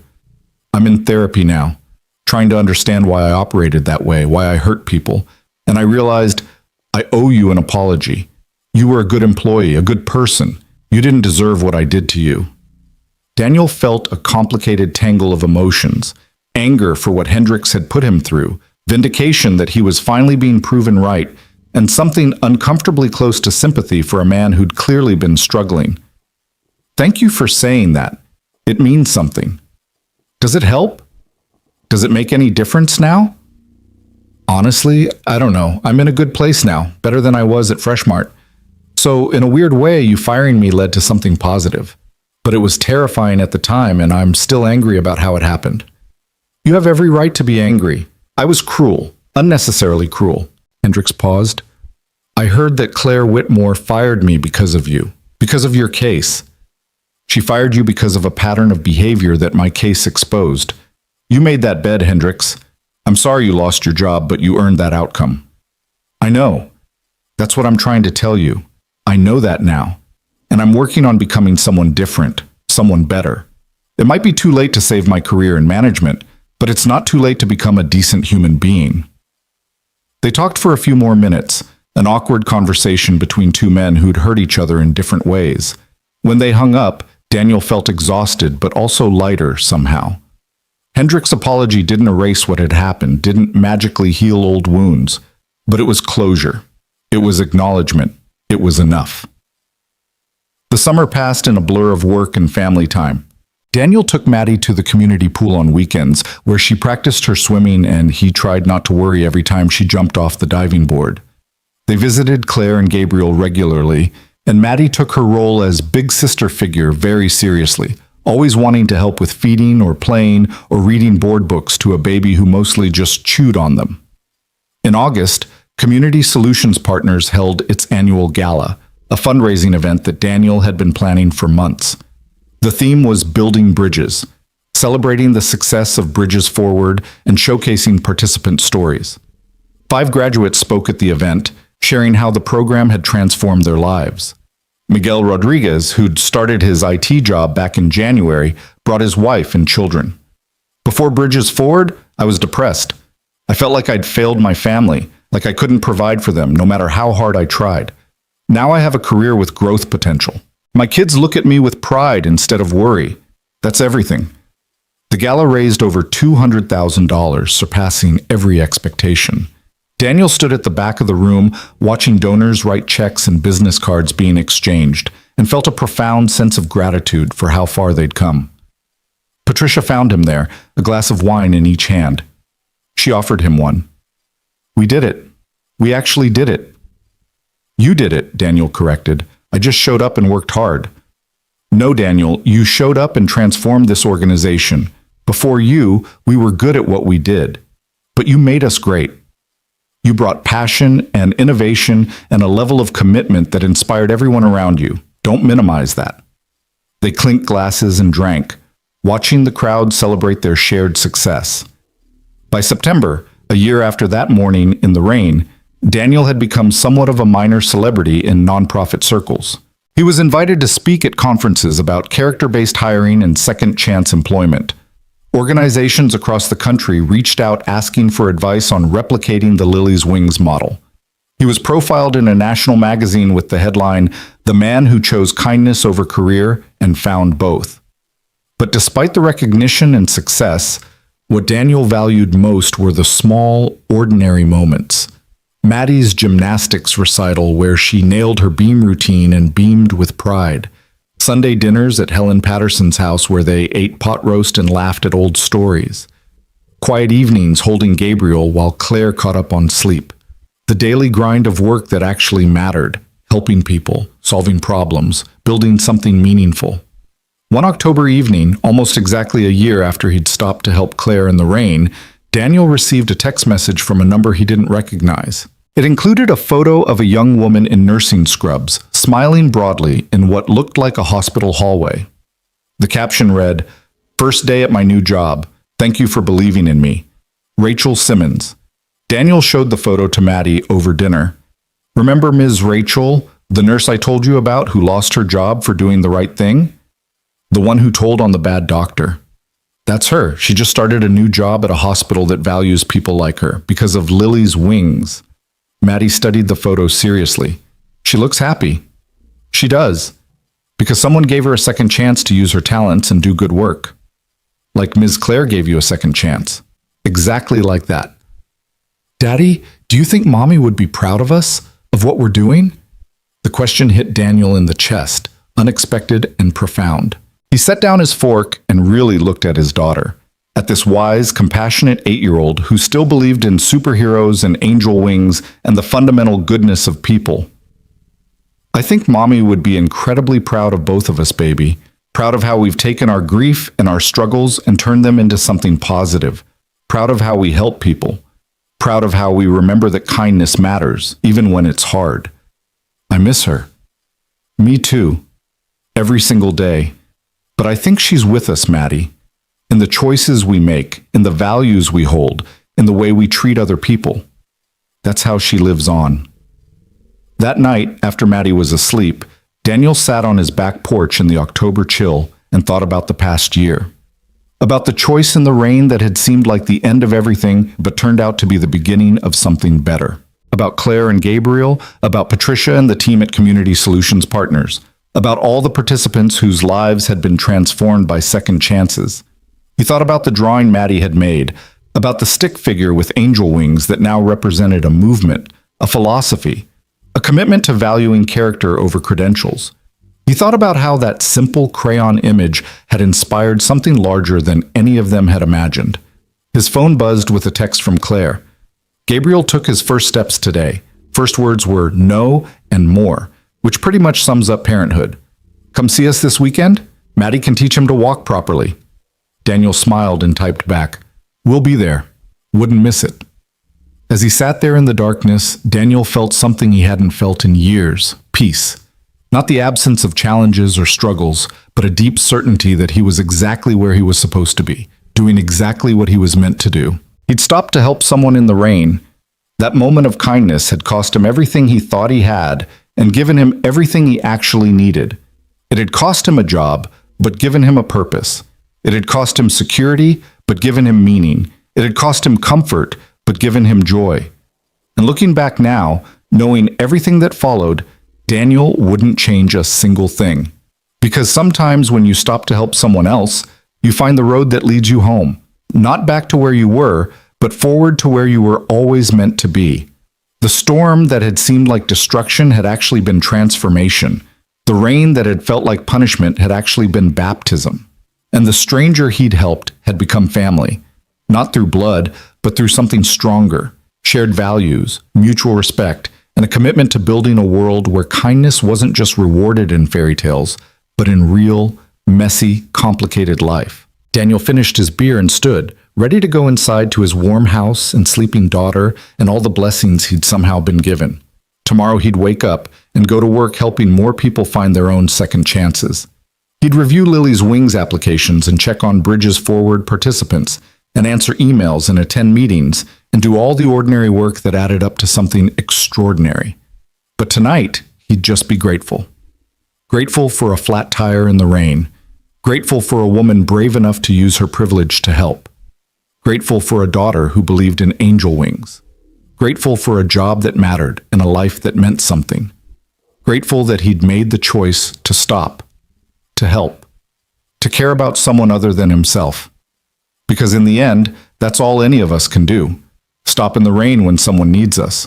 Trust that goodness matters, and believe that kindness will find its way back around. Sometimes it does. Sometimes, if you're very lucky and very blessed, it absolutely does.